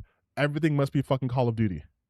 If it doesn't make Call of Duty money, then we are going to fire you. And it's just annoying. Where's my drink? I feel like I've just been yapping for goddamn ever.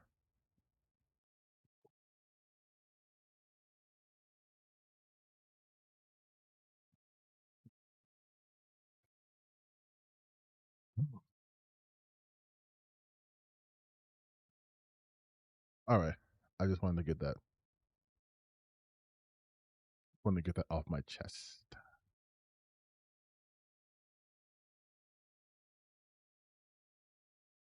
Now I think about it, I probably didn't have to stream that. I probably could have just recorded that for nobody. But I think I needed a stream of consciousness to just like get that shit out.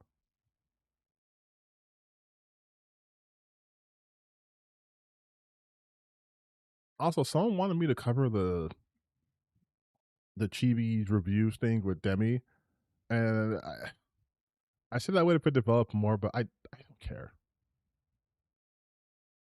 Need that big gulp. Yeah, yeah. I needed to get that off my chest. I just needed to get off my chest because ugh.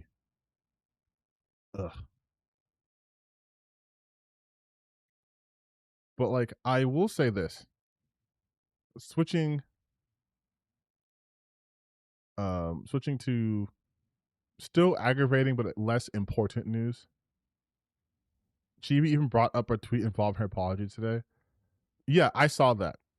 I saw that. I don't think she apologized. I think he wanted her to apologize, but she didn't apologize, which she shouldn't.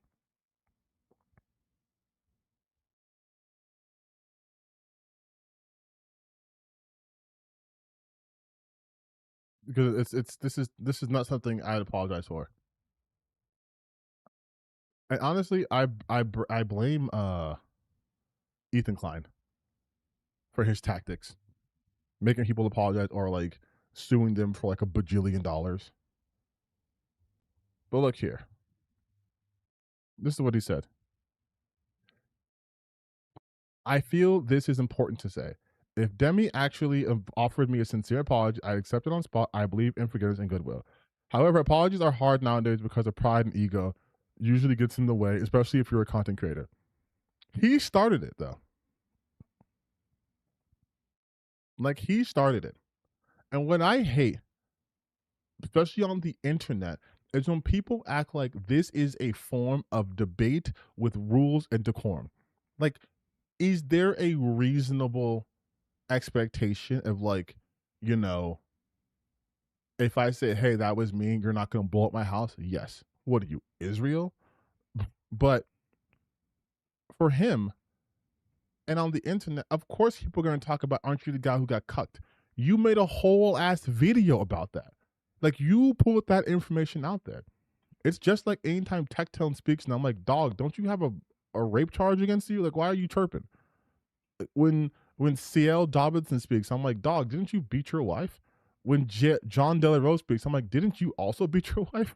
Like, yeah, we're gonna do it on the internet because who are you? You want to make some kind of moral judgment? Wife beaters? Okay, pass. And the thing is, Chibi reviews. I'll bookmark this. It's easier. Chibi reviews started all this shit. Wait, let me check my bookmarks first. I didn't even bookmark anything crazy, did I? No, I didn't. Okay. Listen, I'm an adult man. Okay, leave me alone. But he started this, right? Because she made this, right? She said this. Reminder, I'm extremely comfortable with NSW art of me, but why do you make a VTuber look like that? Just because I like sexy or hot things does not mean I want to see a point of it. It's just VTuber. Who do you think of when you see it? Ultimately, setting a boundary, consent. I don't consent to you using my avatar to make Rule 34 of it. Is it going to happen still? Yes, but I don't think she wants it sent to her. She doesn't want to see it, right? And then Chibi goes like, she attacked me because he went after her.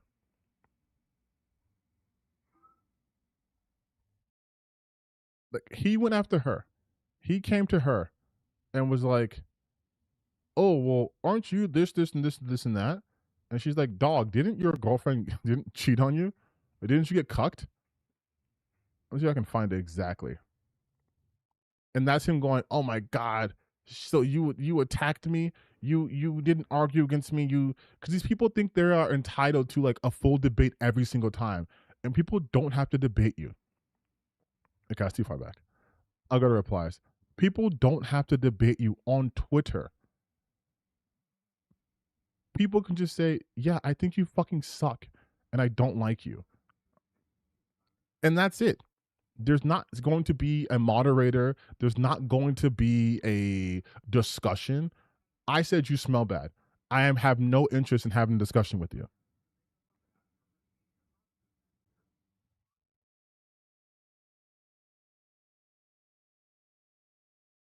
I need to find it though. Here we go. Here we go. Here we go. Here we go. So this is all happened, right?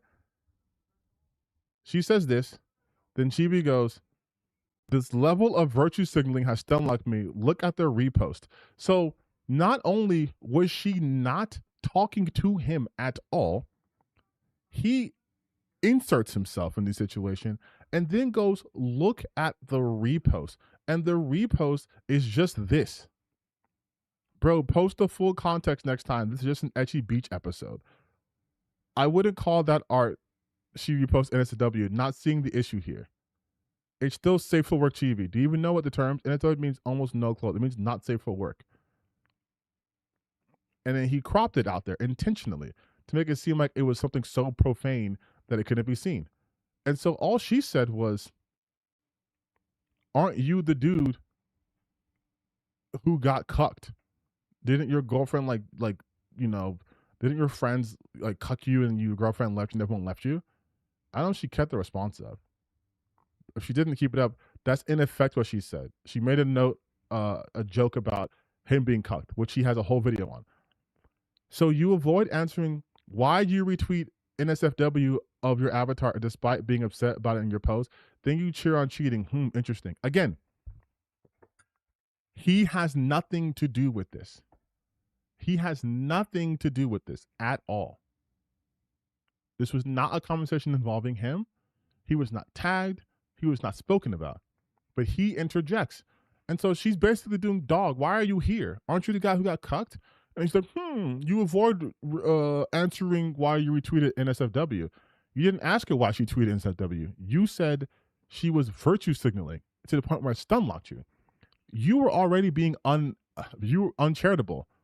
You came in like an asshole. You didn't even attempt to be kind or anything like that. So why should she?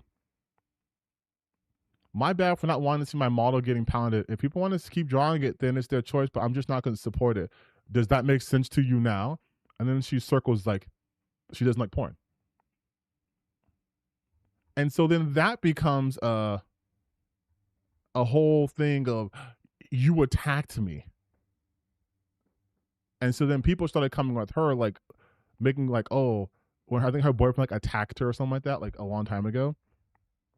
Chibi fans want to preach about men's mental health while making fun of man's suicide attempt.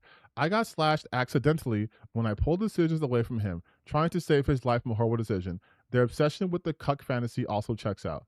I had no idea Chibi Reviews had tried to take his own life, and I don't wish that upon anyone. As I said before, I don't care about the guy in general. I'm not going to apologize to a guy who dated a teen while pushing 30, scammed his fans out thousands of dollars of a lawsuit that never happened. Never in my life have I heard of people siding with a cheating future wife in any scenario, to be honest. Yeah, I'm not surprised the guy doesn't understand boundaries and consent. If you want to hate me, though, through how I speak and carry myself, fair game. However, if you're going to always complain about harassment on Twitter and cause harassment on me getting physically harmed, it makes zero sense. Anyways, I'm going to continue my Japan trip. But like, people are just kept coming after her of that stuff, right? And it's like, all she said is she doesn't want to be inundated with porn of her character. That's it. I don't think that's an insane thing. But again, that becomes, she attacked me. Addressing the VTuber drama, how she went mask off and how I was personally attacked. Like what a babe. That Smash AT video made you laugh. I'm glad you did. I'm glad people enjoy my pain and suffering. But this is what happens, right? And then she talks about how, was she right to do it? No, but I pretend to be a role model, whatever. And this person was like, you're not PG. Your entire career was based on copying Snuffy. Every single viral clip of you was inappropriate. You literally coined the term LewTuber alongside Shy Lily and Bao. You'd be nothing without Coomers, and you don't get me started on your repost, Jesus Christ. And it's like, none of this, your whole career is the most bottom barrel cringe femboy memes and grooming kids. Get a life, pedophile. Oh, wait, you can't. Wait, what? 14 is legal age here, bro? What law am I breaking? Hey, yo. I don't think 14 is legal in most places in the world.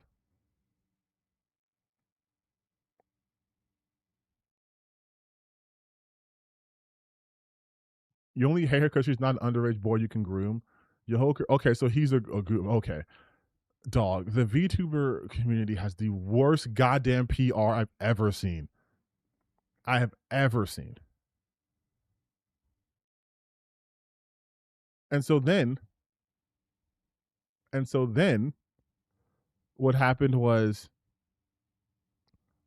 I started looking into some things because I saw someone on my For You page posting pictures of what the VTuber looks like. To be fair, she has posted pictures herself, pictures of Demi.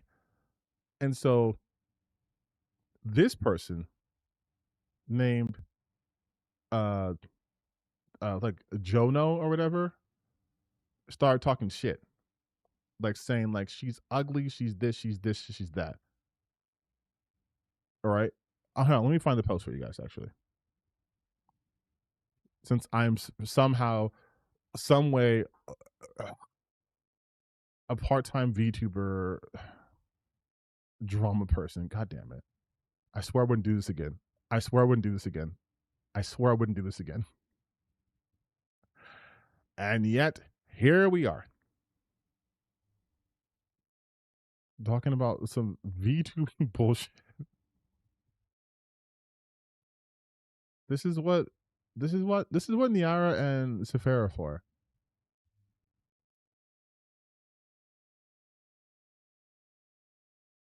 Oh, okay. So this is funny. They got rid of the post. They got rid of the post, and I think rid of their account. I think they got rid of their account. Oh my god, I think they delete their account because this is what they look like. This is what they look like, and what she looks like is this. Let me once again, because you know Twitter. If I post something, I don't want.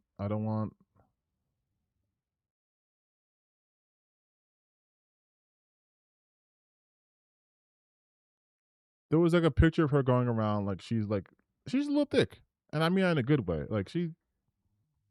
That's why I said people passing up on good dessert or good food, but it's like she's built pretty. Like this is her shape, and then this is her face. And he was saying all types of shit. Like she's like ugly and like gross and all this shit, right? Yeah. So this is what she looks. Okay, so this is what she looks like. This was the picture going around. It was.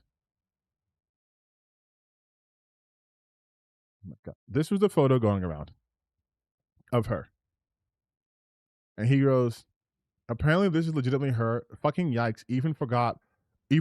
Barely mid. This is the Asian Shamu. Jesus fucking Christ! Yikes! And I was like, dog. People passing up meals sickens me. I'm turning into hero. Hey, don't you ever say that. And so he's trying to dog her out. And then we come find out this is what he looks like. Right. And this was confirmed by his wife. This is what he looks like. That's why I said Timu Dante over here shouldn't be judging people's looks. But now, I guess this account is gone.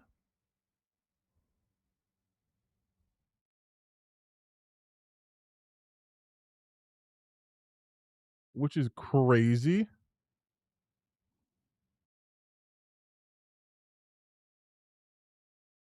Yeah, I think they deleted the account.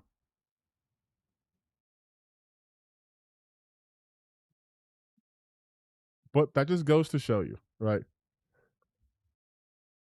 Glass houses. And so then when I saw this thing from Chibi saying she should apologize or whatever, I was like, dog, no one's afraid of you. You have no power. You are a laughing stock in every community and a crybaby. You should apologize for starting shit with her and then crying when you got hit in return.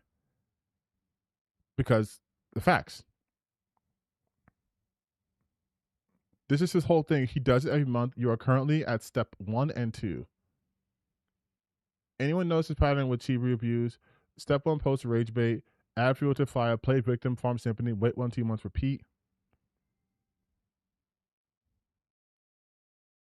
So you're basically saying that because he mildly criticized her for being a hypocrite, He should apologize for Demi laughing at him getting cheated on and losing his friend group and almost killing himself. He should apologize because Demi can't handle basic occurrences. Am I right? More or less. He flamed her. She flamed him back. He couldn't stand the heat. Sounds like his problem. Maybe don't post every detail of your awful loser life on the internet. People won't use that fuel flamed against you. Facts. Facts. Like, listen, I tell you guys a bunch of stuff. None of you guys know who I am. None of you guys know my name. You guys don't know my relationship status. You guys don't know anything about me because I don't tell you this shit because it's not for you to know. It's my personal stuff. I could have a bunch of L's happen in my life and you would never know. Because why would I promote that? Like, why would I promote that? You're starting off with the first sentence tells people that he does affect you. Don't know where you got anyone being afraid of Chibi from, but you're just helping someone get away and take accountability. Like, you people are such weak, and it's always like a guy with like, exactly. It's always exactly. Like, I don't have to speak. I don't have to speak. It's always yes. It's following Leaflet, following Asmongold, following Tectone, following Nux Taku, following Chibi reviews. Ooh, what a surprise! I had no idea. Like, I had no fucking idea. Also, I'm not 5'4". Not even close. But it's always this. It's always all of that. Everything I've seen from him, I'm so tired of everyone using the R word. It's so annoying. What are we, fucking 12? Anything I see from him being the aggressor, and someone fights back, they need to be a big person to apologize. And your opinion means next to nothing. What's your point? Chibi talking about pride and ego. Nigga, you cray. She won't fuck you, bro. Go touch some grass. And again, I guarantee you, bunch of numbers, like 3 followers. VTuber and George, Chud. Let's guess who he's following now. Now, chat. Uh huh. Uh huh. Uh huh. Uh huh. A different Chibi. Powder. There we go. It's you, Banana Juju. Yeah. Yeah. Yeah. I'm familiar with who Powder and Banana Juju are. I don't know why I am, but I know who they are because they're racist and they're bigoted. And they've come across my For You page because of those reasons. And again, notice how racism immediately. This is not a black person. This is not a black person. This is not a black person. But notice racism immediately. I'm not going to click on the probable spam because it's going to be more racism.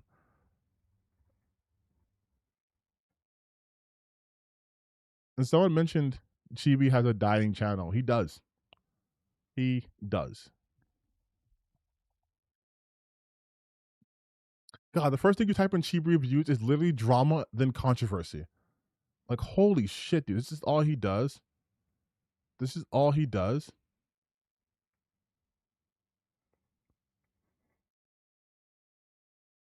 She attacked me and loses everything. I lost everything to gaining more. Like, and he's still talking about her. Oh, since we're already here.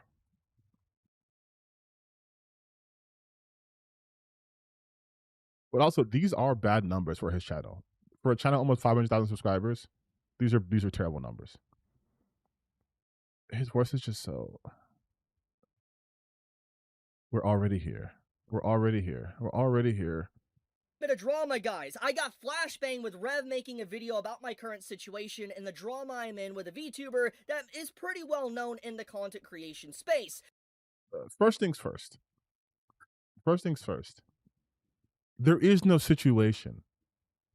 There is no situation. There's no nothing. This isn't drama. You went after somebody, they fired back at you, you cried. Basically, my first ever interaction with this VTuber was late last night when I saw a post from her saying that she doesn't like any NSFW artwork of herself. And obviously, even if you disagree with that, that's understandable. However, hours after this initial post, she retweets a NSFW art piece of herself as well, and And as we have discovered, it was not NSFW. The fact that he says, this was my first interaction with someone, and he immediately tries to make it into some big drama when it's him deceptively cropping a picture to say that she posted a retweet from NSFW. That's not NSFW. I can literally show this on YouTube. I can show this on YouTube at being censored. I already did. It becomes like Basically, I and many others decided to start calling her out for that. And obviously, when you start calling someone out because you point out that they're kind of being a hypocrite, pretty much you would expect someone to probably reply to you and try to, answer those claims. Try to answer, basically what you're trying to question. Like, why are no, not on Twitter. That's the thing I was talking about before. Why are people acting like they don't know how social media site works? You do not go to Twitter for healthy, engaging discourse. You go on Twitter because you want to dunk on somebody. That's what Twitter's for. That's the new Twitter ecosystem. You want to ratio someone. That's what Twitter is for. I don't go on Twitter to have discourse. you being a hypocrite right now? But instead of the VTuber pretty much answering the questions or even trying to clarify, they decided to start off their opening statement against me as a personal attack. Basically saying, oh, are you the guy that got cheated on? Oh, you're the guy that Personal attack. You just called them a hypocrite. You just said you called them a hypocrite. What do we like? His audience has to be crayon eaters, right? People who have no critical thinking. If I say my first interaction with someone, I call them a hypocrite, and then they say a personal insult about me, I opened the door to that. Like, that's that. had his entire friend group abandon you, and then did LMAO. And, this This entire situation really just goes to show what type of person I was dealing with. I was dealing with an Oh my individual God, that dude. instead of addressing the situation, instead of answering my question, their first initial reaction is to throw insults and personal attacks against someone, to basically slander their character, to make it seem like their argument isn't important at all, which It's not important. This is not an argument. This is what I was talking about. These people think they're so self-important that you must answer them. You must speak to them when they address you. Who the fuck are you? Like, who are you? You come into my tweet, you come after me, I fire back at you. I don't have to engage with you in some civil way.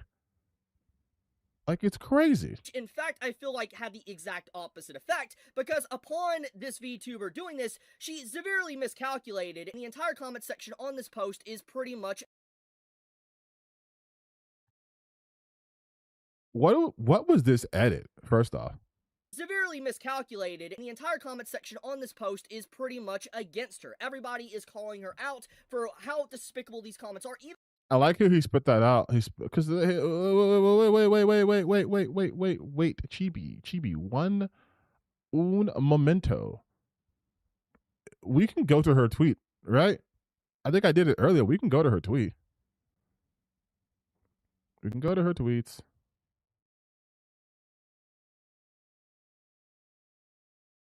And we can just fucking see, dude. We can just see. Bro blitzed through those comments. Like, he blitzed through those comments. Addressing the drama. Here we go.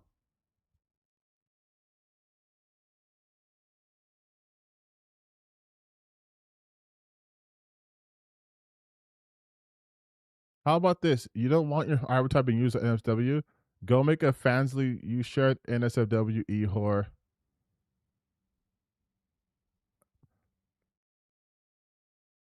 This is the post being brigaded. Like, here. NSFW doesn't mean sexual acts. It also includes sexy, risque stuff that would get you in trouble if you looked at it at work computer. Your avatar is mostly over sexy clothing. A couple of arts you support have sensual poses. Those are to be considered. That's like nothing.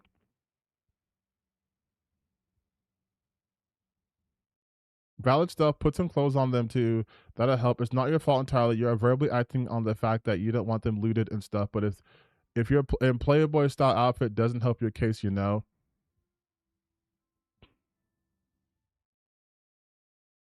could have just led with that reply or even whatever.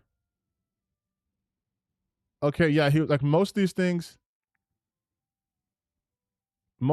are not people dogging on her.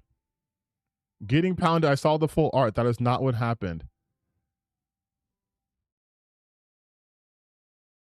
Like,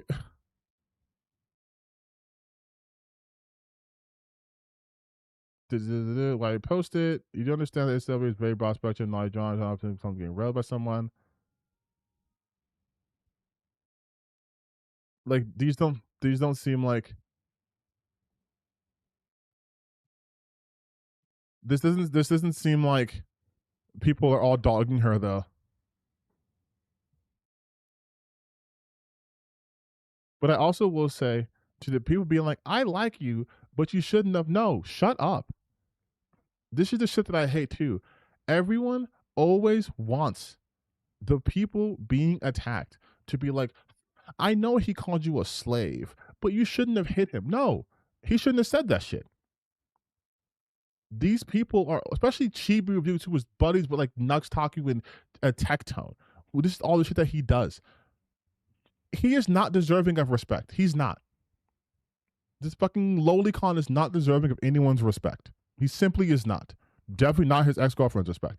But beyond that, they always want people who get attacked to be the ones who are like, okay, it's no different than like when cops draw their gun out on the civilian and they expect the civilian to be cool, calm, and collected while they get to freak out. It's like, no, you weren't invited into this conversation on the internet. And you are known as the guy who, without anyone making you say this, posted a video, I think one of his most popular videos, like in recent history. Yes, I lost everything. You posted this. You did this. You put that information out there on the internet. Chibi, you've been on this website for at least since 2013, for 13 years. For 13 years. You didn't expect this to blow up in your face? This is literally your biggest video in recent history.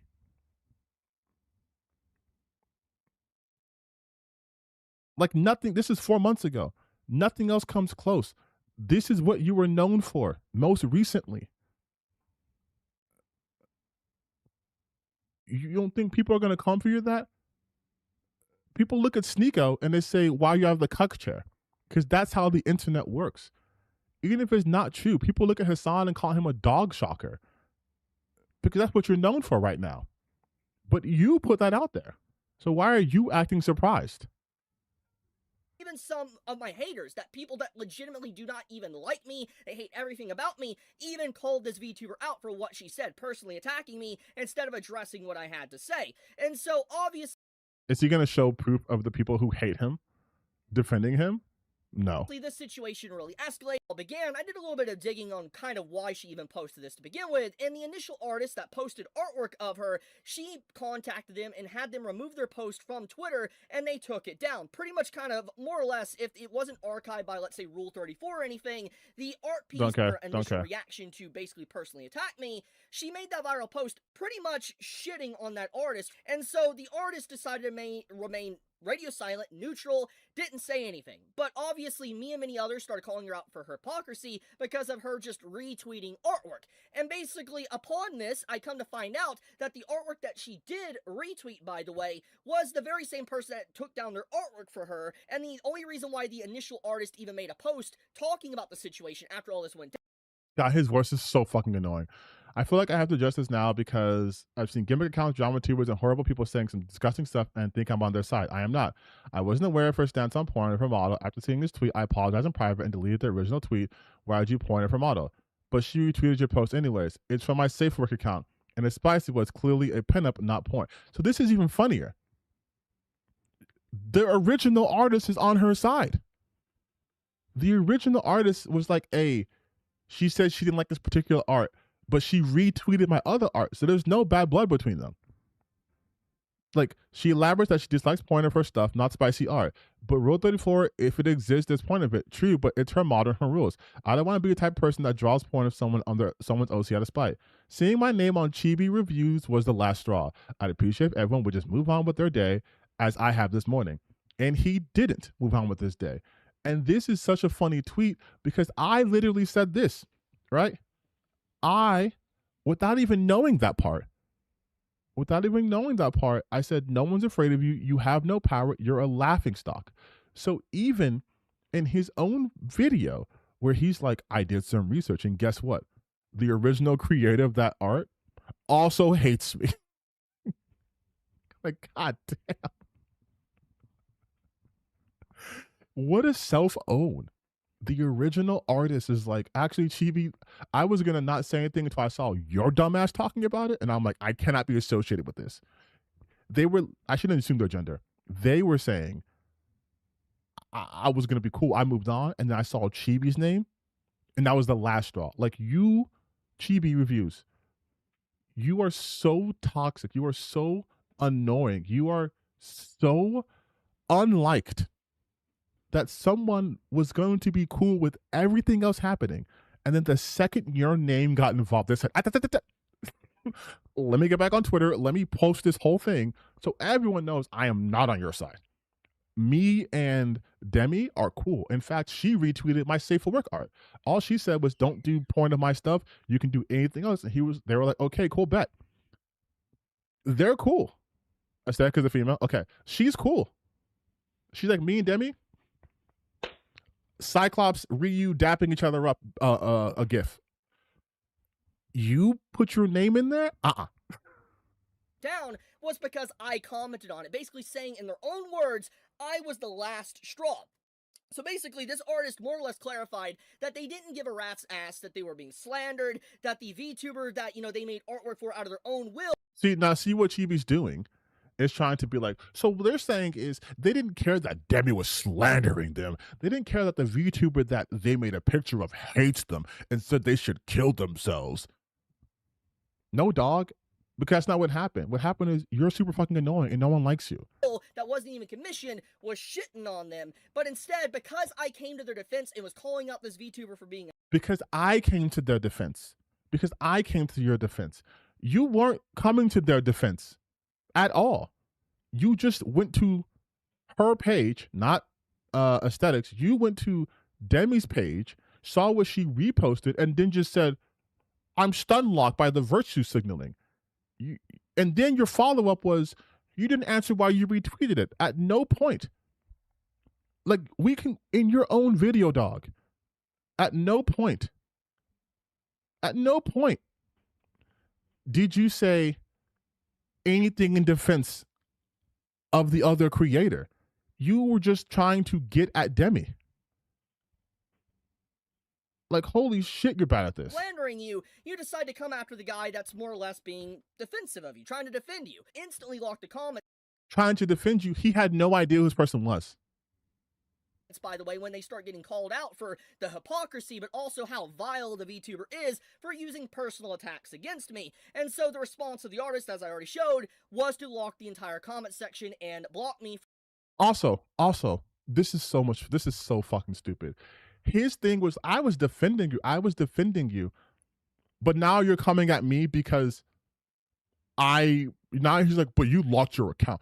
So now you're also attacking this person. Now you were also attacking a person who had nothing to do with you.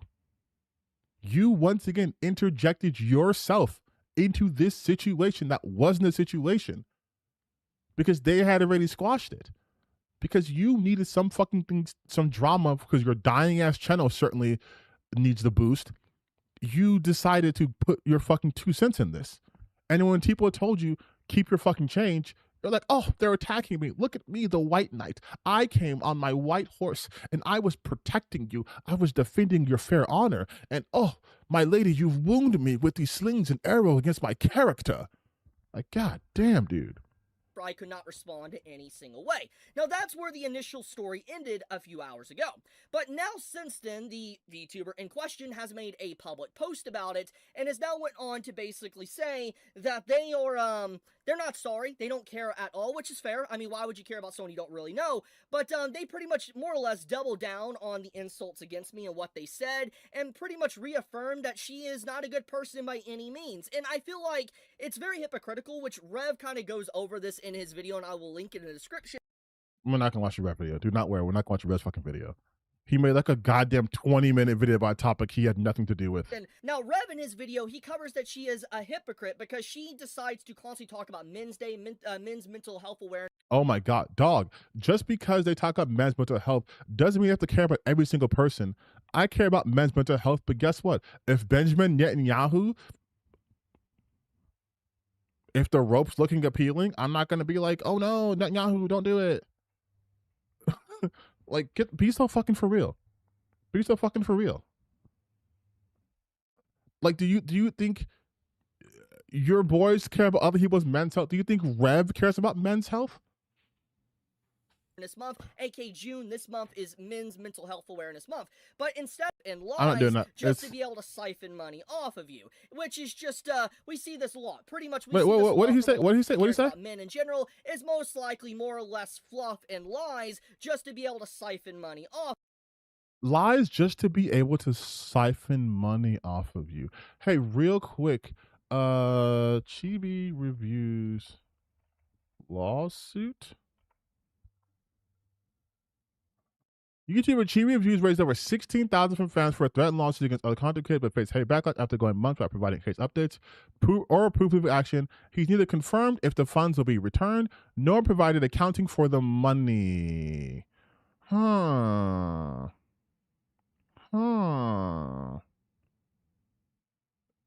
previously cited high legal medical costs deliberating whether to proceed with the case due to his financial burden. However, his ongoing silence regarding the campaign fueled further drama speculation.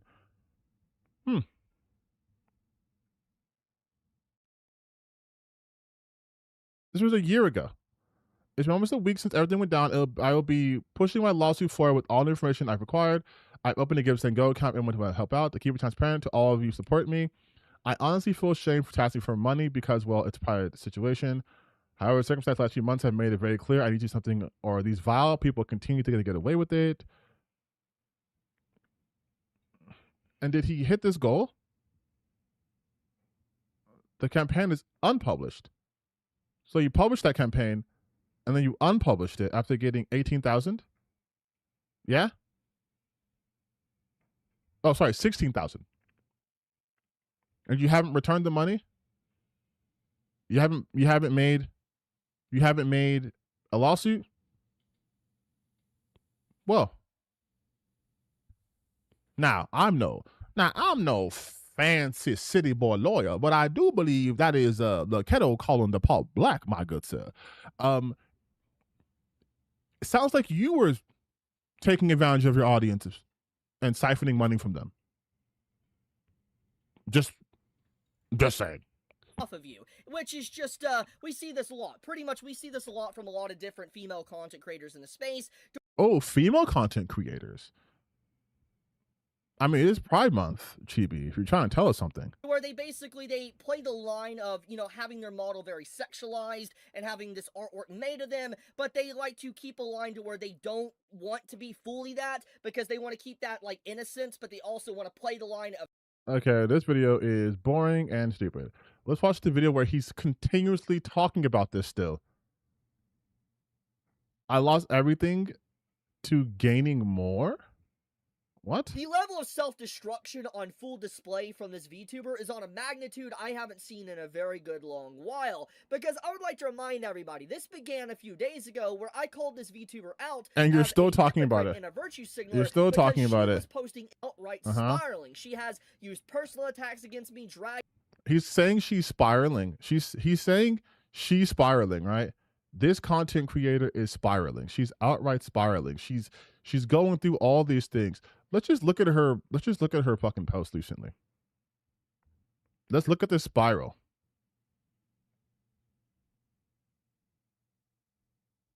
Oh man, you guys, she's losing it. Oh man, oh my god, she's eating food in Japan. Oh, I cannot bear to look at this. I cannot bear to look at this. How I feel buying my first Rolex ever. I was too busy in Japan. Oh my god, you guys, she's losing her mind. She's imploding. She's imploding. Her account is dying. I'm sure she has no support. I'm sure her Twitch is fucking awful. I'm sure.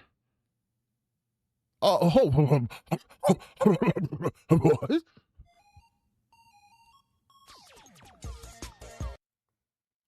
400,000 followers.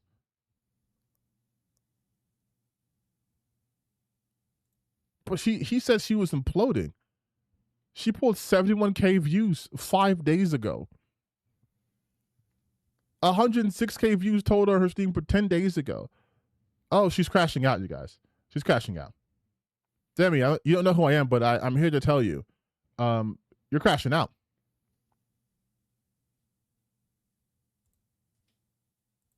Bragging up basically, how I got cheated on and my friends abandoning me at the beginning. Why does he keep going into detail?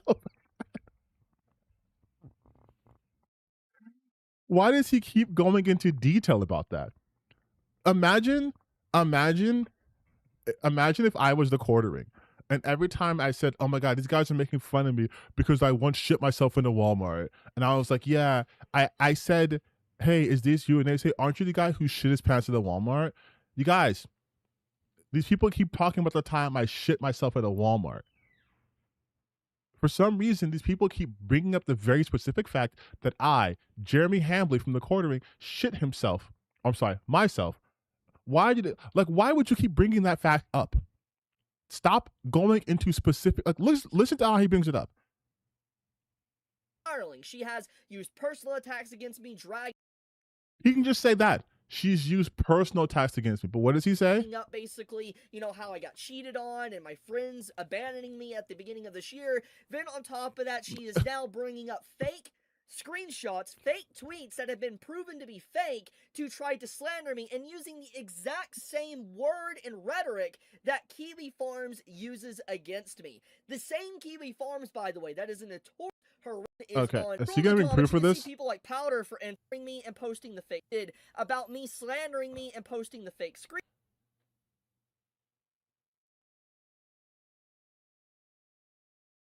Was that a fake screenshot?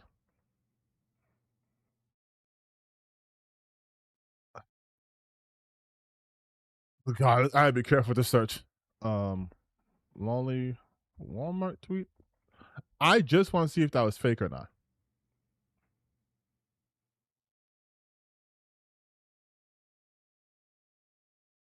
According to this,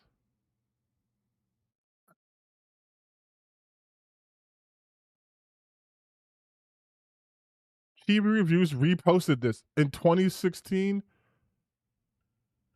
So I went to Walmart to pick up a monthly supply of coffee, and I encountered a chibi. Quite a small word. Is a chibit something different? Is a chibit a thing? Like is a chibit like? Does he mean like a chobit? Does he mean a Siberian? I don't think it was a Siberian royal fillet. God damn, YouTube's AI is so fucking stupid. Like chibit at Walmart? Chibi Walmart?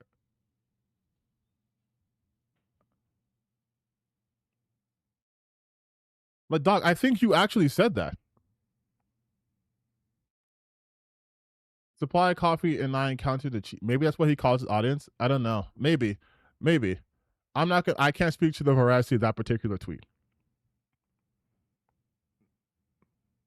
But I did try to verify. I can't speak to the veracity of that. Screenshot. And if you scroll to the comments, you can see people like Powder, for instance. But having Powder and Madam Savvy and Straub on your side lets me know you're on the wrong side. Powder's a racist. Savvy is a bigot, and Straub is married to Rev, and she's also a transphobic bigot piece of shit. Like, these are not good people to be on your side.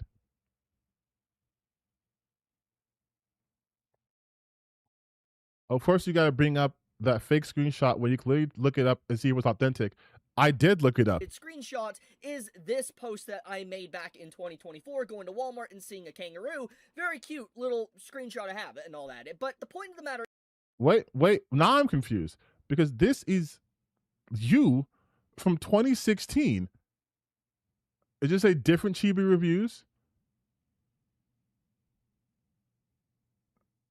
No, he's blocked me. I wonder why. This is you. So I went to Walmart to pick up monthly supply of coffee and counted a Cheebit. I don't know what a Cheebit is either, but this wasn't what they were talking about. Whatever. This isn't even the wrong tweet, right? Whatever. This is not important. She literally says, I didn't know that was fake. She says that right here. Edit the post and remove all of these comments. If you don't know what I mean by that and how Twitter functions, basically, if you actually go to the edit button at the top here, there's like an edit post if you have the blue check mark, and you can edit your post if it's within the hour. And what this effectively does is you can fix grammar mistakes or anything, but also a little tidbit of knowledge what this does is that you can remove pictures that are attached, you can add pictures. Yeah, dumbass. It's called an edit function. We know what editing does. She removed all of them. Then she decided to not really change anything with the wording, still using the slanderous statements that Kiwi Farms likes to use against me and other. Using the slanderous statements. She wrote, I had no idea she reviews try to take his own life, and I don't wish that upon anyone. As I said before, I don't care about the guy in general. I'm not going to apologize to a guy who dated a teen when he's pushing 30s. Did he not also do that, though? Did he not also do that? Boxers and harassers that swatted me, she uses that same type of rhetoric and doesn't apologize for spreading misinformation. In fact, she has a follow-up post, which if you scroll down onto this tweet, she has a post where... Look at all the people on Chibi's side. It is rock solid. It's Shitpost Rock. It's Madam Savvy. It's Emerald Apple. This would be like, everyone agrees with me. Who is that? Joseph Goebbels, Netanyahu, Joseph Stalin. Like, these are not the people you want big upping you. These are not the people that you should be happy to associate with. But of course, it's these people because they're fucking drama sharks. Claiming was that I was basically a pedo. That's what she was directly implying. Instead of apologizing for these serious accusations that honestly could be grounds for defamation and being... That is not grounds for defamation. That is not grounds for defamation. In order for grounds for defamation, they would have to prove that this person willingly and intentionally spread statements that they knew to be untrue. If they believed that you had with this person, much like if someone said you took $16,000 from your fans and did not follow through with the lawsuit and give it back to you, and you said, oh, you're defaming my character, I could be like, no, because you took $16,000. That's what the available information says. Sued, she removes it, doesn't really say anything. She just says didn't want to spread misinformation while still spreading misinformation because he has nothing. He has nothing to say. That she expected, but I accept that. But the thing is that for some reason, this is a very rare circumstance, that is not going her way. That, in fact, it is the exact opposite. And I don't know exactly what changed in this. Do you notice how he's just staying? Do you notice how he's just staying on this particular section of the tweet? Because if we go, let's just go to her tweet. They act as if you can't just do this yourself. That's what's the funniest shit to me about this whole thing is like, update tweet. A lot of people in her replies still don't understand that she does not care what you think and does not care if you unfollow. She will do what she does and keep doing what she does, and this will blow eventually. You can call us things as you want, but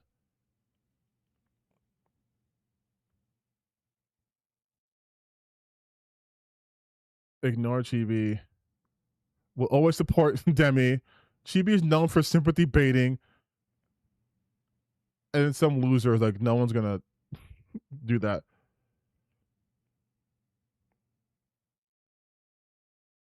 He was not making fun of her. You took dick on stream. No, she didn't. These people are such losers.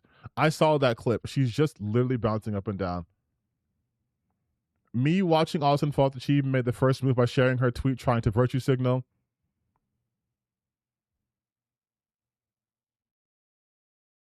Dude, fuck him. You're 100% in the right. And it's like these like no motion having losers are the ones who are like, you got railed. 1 like. 9 likes. I need people mocking. Like, and again, notice how he had to scroll all the way down. Fuck Chibi reviews. All my homies hate Chibi reviews. Notice how he had to scroll all the way down, and he just stayed. Because when did he upload this video? Like what, yesterday? 1 day ago. And I am here on June 14th. So I'm also about a day ago. And look, and maybe she hid those responses. Maybe she did. I can't say for certain, right?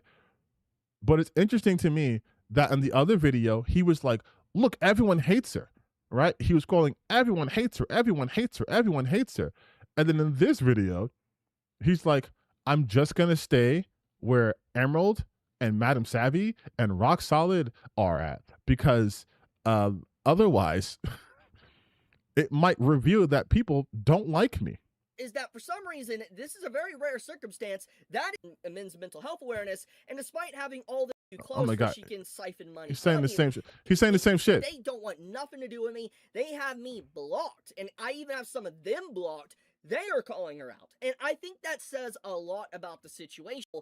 But here we are. But I will leave it at that. I wanted to do I'll leave it at that. 2 videos, dog. I might as well be an SCP. He is such a fucking loser. I have never seen a more pathetic loser than Chibi Reviews. Oh my God. No wonder your shit is dying. No wonder your channel is dying. That's why he has to do shit like this.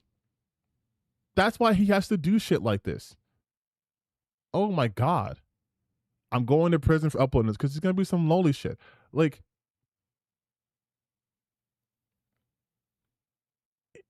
you know what the funniest part is? Is that this is supposed to be an anime review channel. When he talks about anime, no one fucking cares. Like, no one cares. No one cares.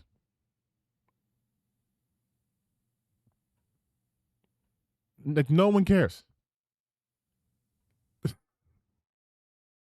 Like, no one gives a shit, dog.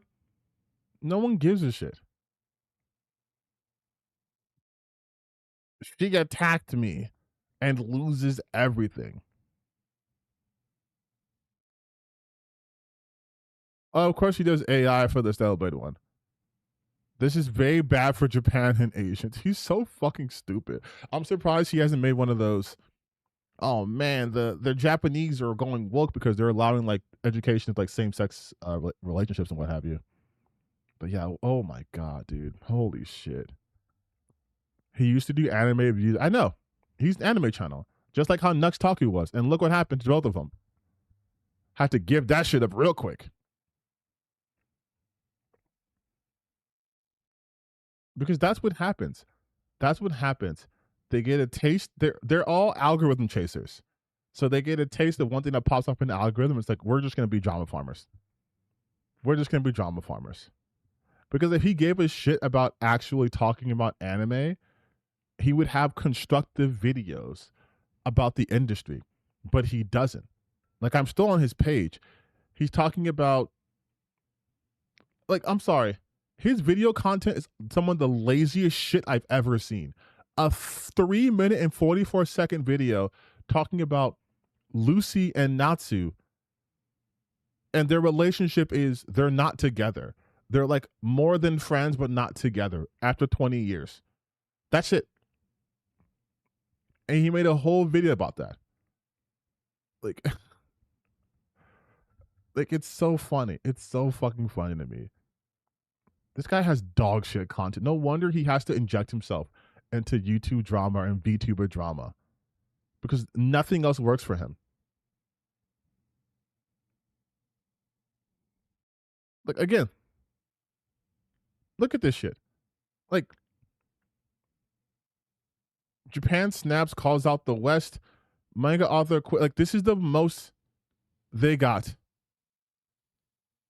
Manga author quits after harassment from Western fans and says goodbye. A Japanese manga author has been ran off the... Is this about... I hate his structure of his videos so much. Like, he doesn't know the concept of B-roll footage. He just sits in his computer and has a tweet and that's it. Oh my god, I'm gonna just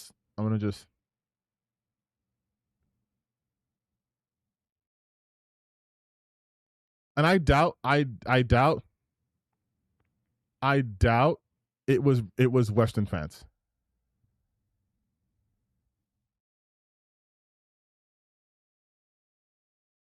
I doubt it was Western fans. He always blames Western people.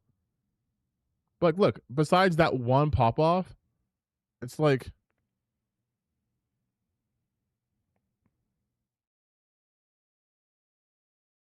I remember the Crunchyroll shit, right? But he doesn't talk about anything that has to do with the actual anime industry.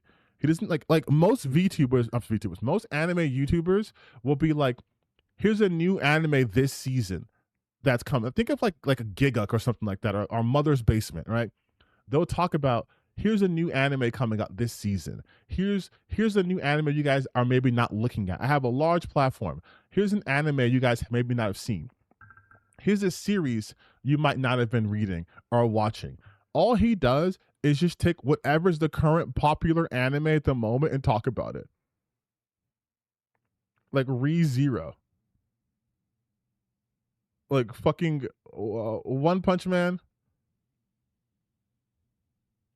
like no, I'm currently trending in Japan, like Kaoru Irana, but nothing here was like, let me put you on something. Let me put you on something. Like, this isn't like a manga that he's like, I'm supporting this. I'm a huge fan that you guys never heard this shit. Like, watch. Whoa. Hold up. Like, this is some crazy news. Yeah, like he's like Mappa's picking up Gigant, but he's not talking about the series.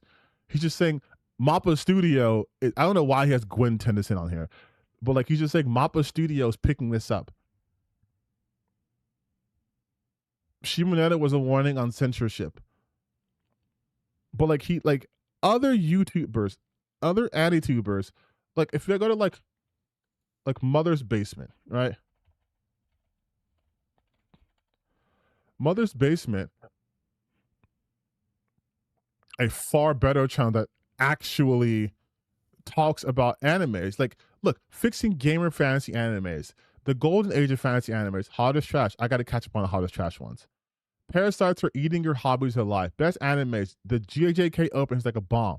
Paris Fantasy is perfected. This is the sponsored video. What animes look up for? Like, this is an actual good AniTuber. Right? This is someone who actually, you can tell, loves their job and loves the industry.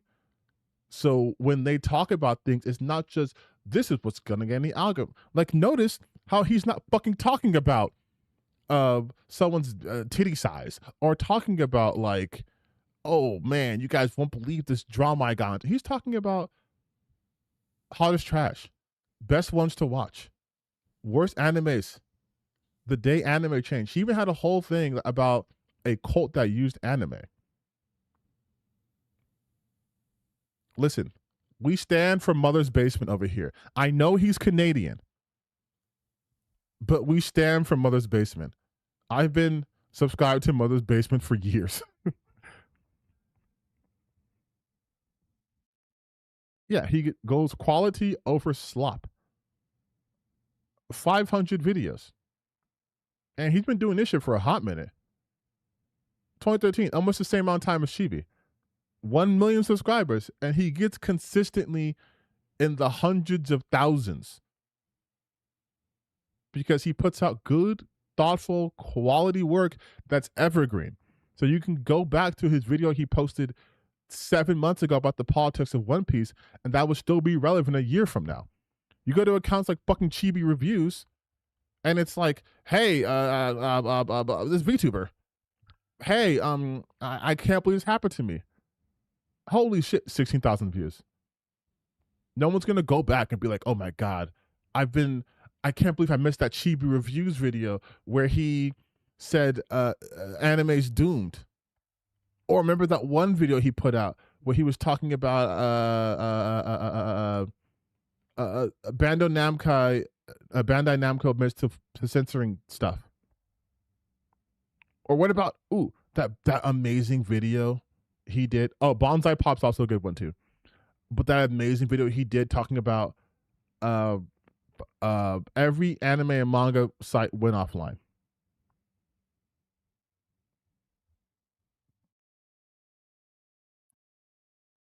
Almost 10,000 fucking videos, mind you, of straight up dookie ass. That's why your channel is in the state that it's in, dog. You don't fucking love anime. You don't review any of this shit. This is my anime list.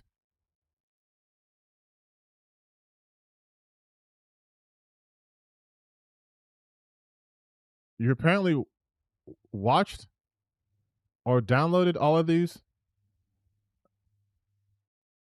No, when it says dropped, currently watching.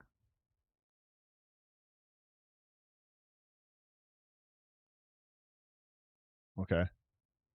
This is. I give you respect for watching World Trigger. But what has he completed? So you completed all these animes, all of these series, right? You've completed over 300 series, and yet your fucking channel does not say anything about these fucking animes. Does he like do like live streams about these? Like, is he like watch him talk about them live? No, he's playing video games. 100 Girlfriends to really, really, really. Oh, this is years ago. So he doesn't even do that. So you would watch over 300 animes. Have I seen Shangri-La Frontier? Of course. He would watch over 300 animes and not give any insight into any of them. What is he watching that's recent? What's watching right now? Ace of Diamond second season. That's your number one. There is nothing here about Ace of Diamond.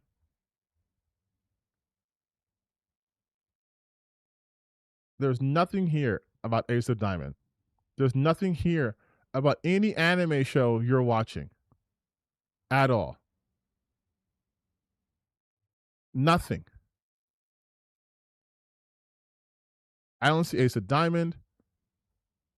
I don't even see fucking One Piece.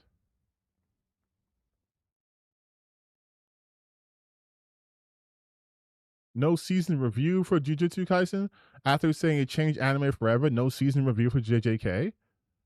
Is that like a Patreon exclusive? Like,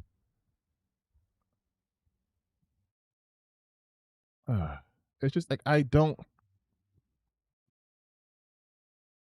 That's so fucking. That's so fucking dumb. Then it's like you don't even talk about. You don't even talk about these shits. That's like having a gaming channel and not even talking about like a video game, but talking about look at the drama I got in with the VTuber.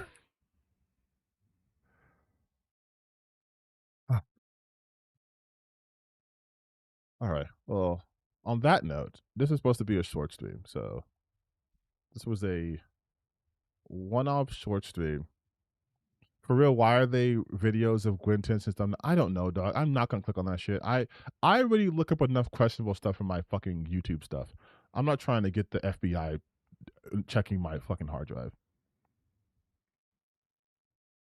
Unfortunate timing on my part. No, it's my fault. I just did a random stream at fucking Monday night. But as all good things, the stream has ended. It is over.